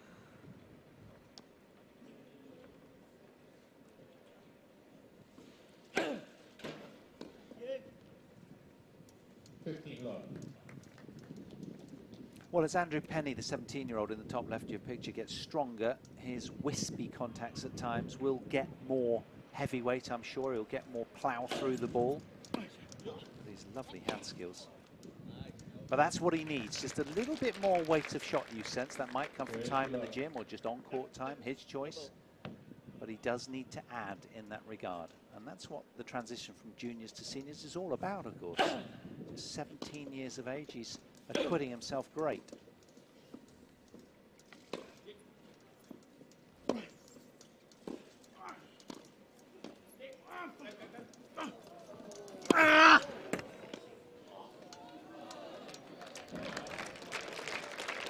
That's great work from the Belgian, right into our on-court effects mic as loud as he could, and we sort of shuddered there, didn't we? It was so loud, a roaring Belgian in our ear.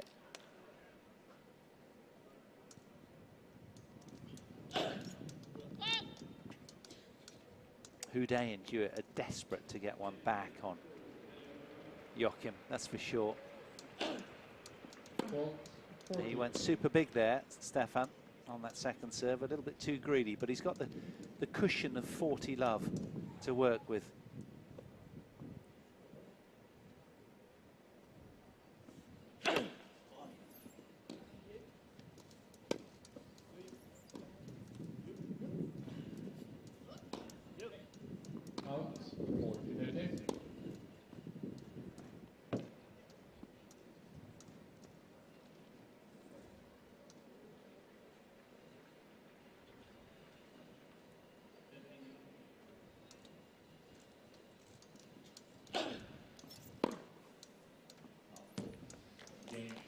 Well, there's the hold from Houday.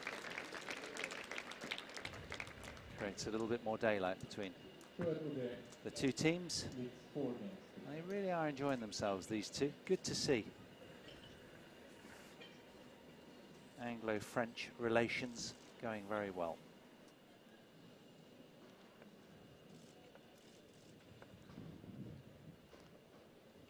Well, if my lip reading's any good, he's serving wide here, Anna. No, you got that all wrong.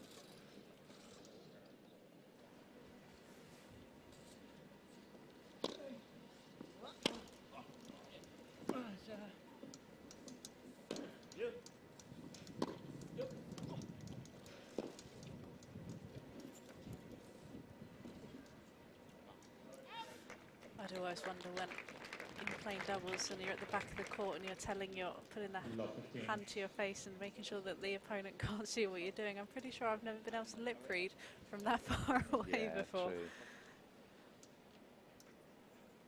True. Pretty sure they wouldn't have heard that one either. No, exactly.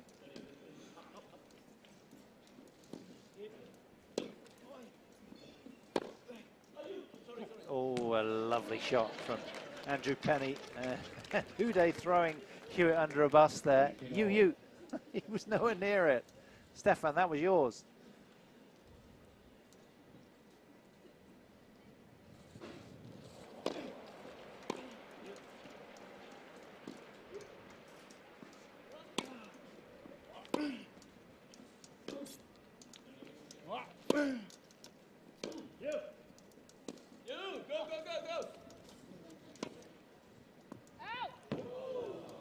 Certainly did go. Got up there so quickly. Had time on his side. Almost too much. Picked the hardest shot as well, didn't he? Over the highest part of the net. Yeah, that's hard to get that up and down, isn't it? High part of the net, short part of the court to play with. Needed just that hint more spin.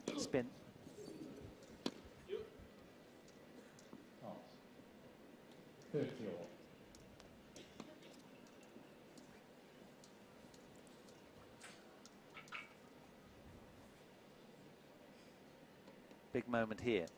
Can Penny hold on?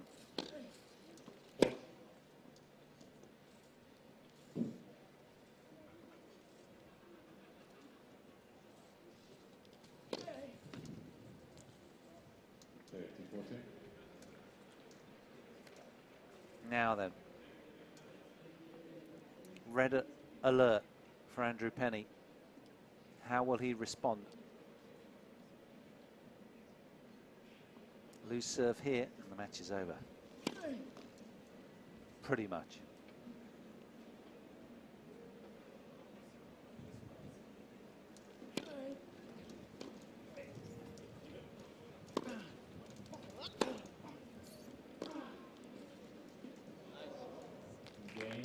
Nicely done.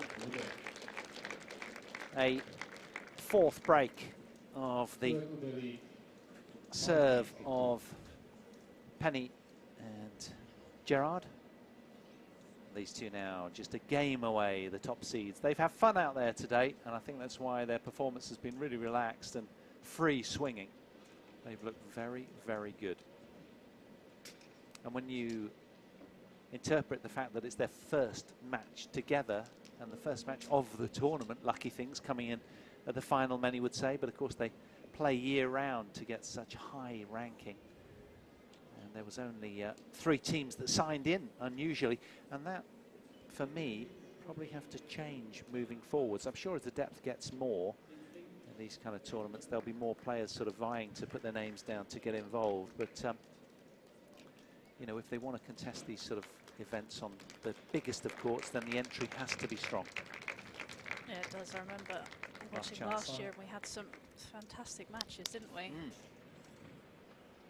Alfie Hewitt then, can he put a lid on proceedings here? Serving for the championships.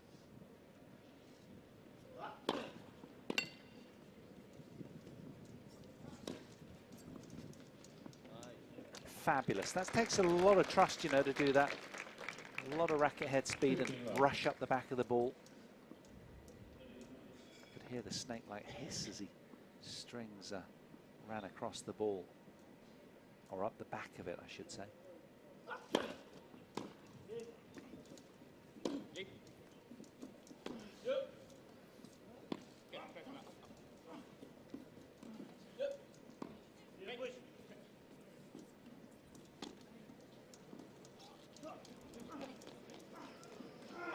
What is it, an exhibition? Incredible tennis. Alfie Hewitt had the ball on a string, as did Stefan. It's that old drop shot lob combination, isn't it? I thought we were going to keep seeing it. They're determined to give him some treatment, aren't they? A little bit of revenge. Yeah, 2 points away now then from sweet victory is Alfie Hewitt.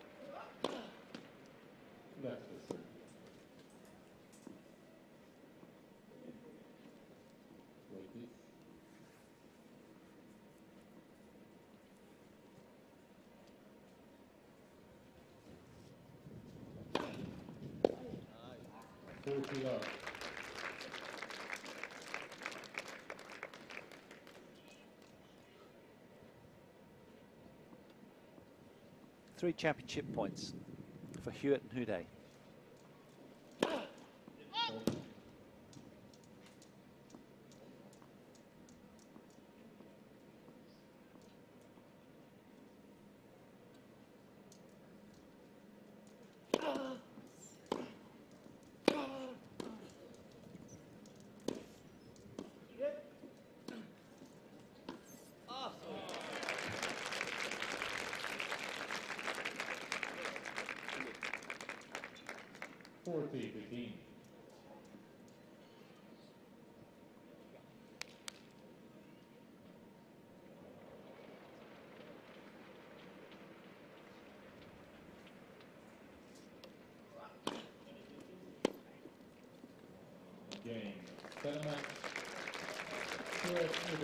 Top seeds Alfie Hewitt and Stefan Houday come through to win their first Uniqlo Queens men's wheelchair doubles title together.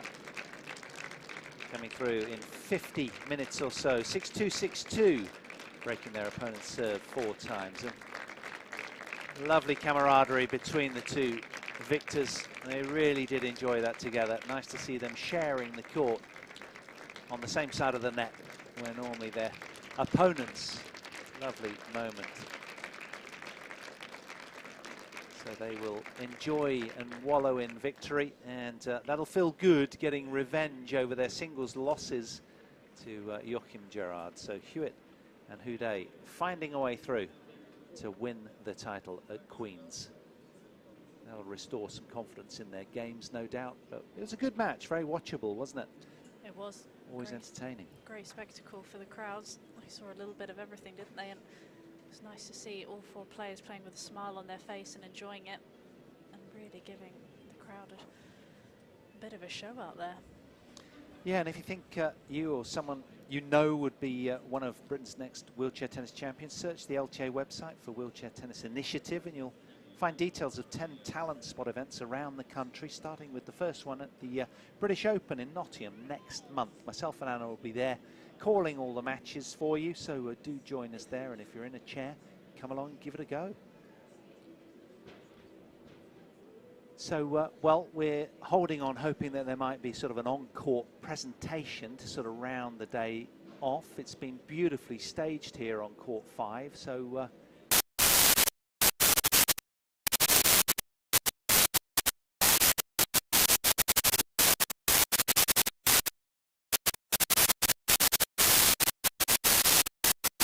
mine as to what happens next, whether the dignitaries will walk on with a nicely dressed table and trophies, or whether it's all just done elsewhere.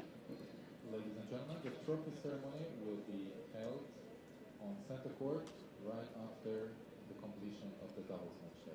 Well, there you go. The trophy ceremony will be on center court after the men's doubles match over there, which is still going strong on that one. So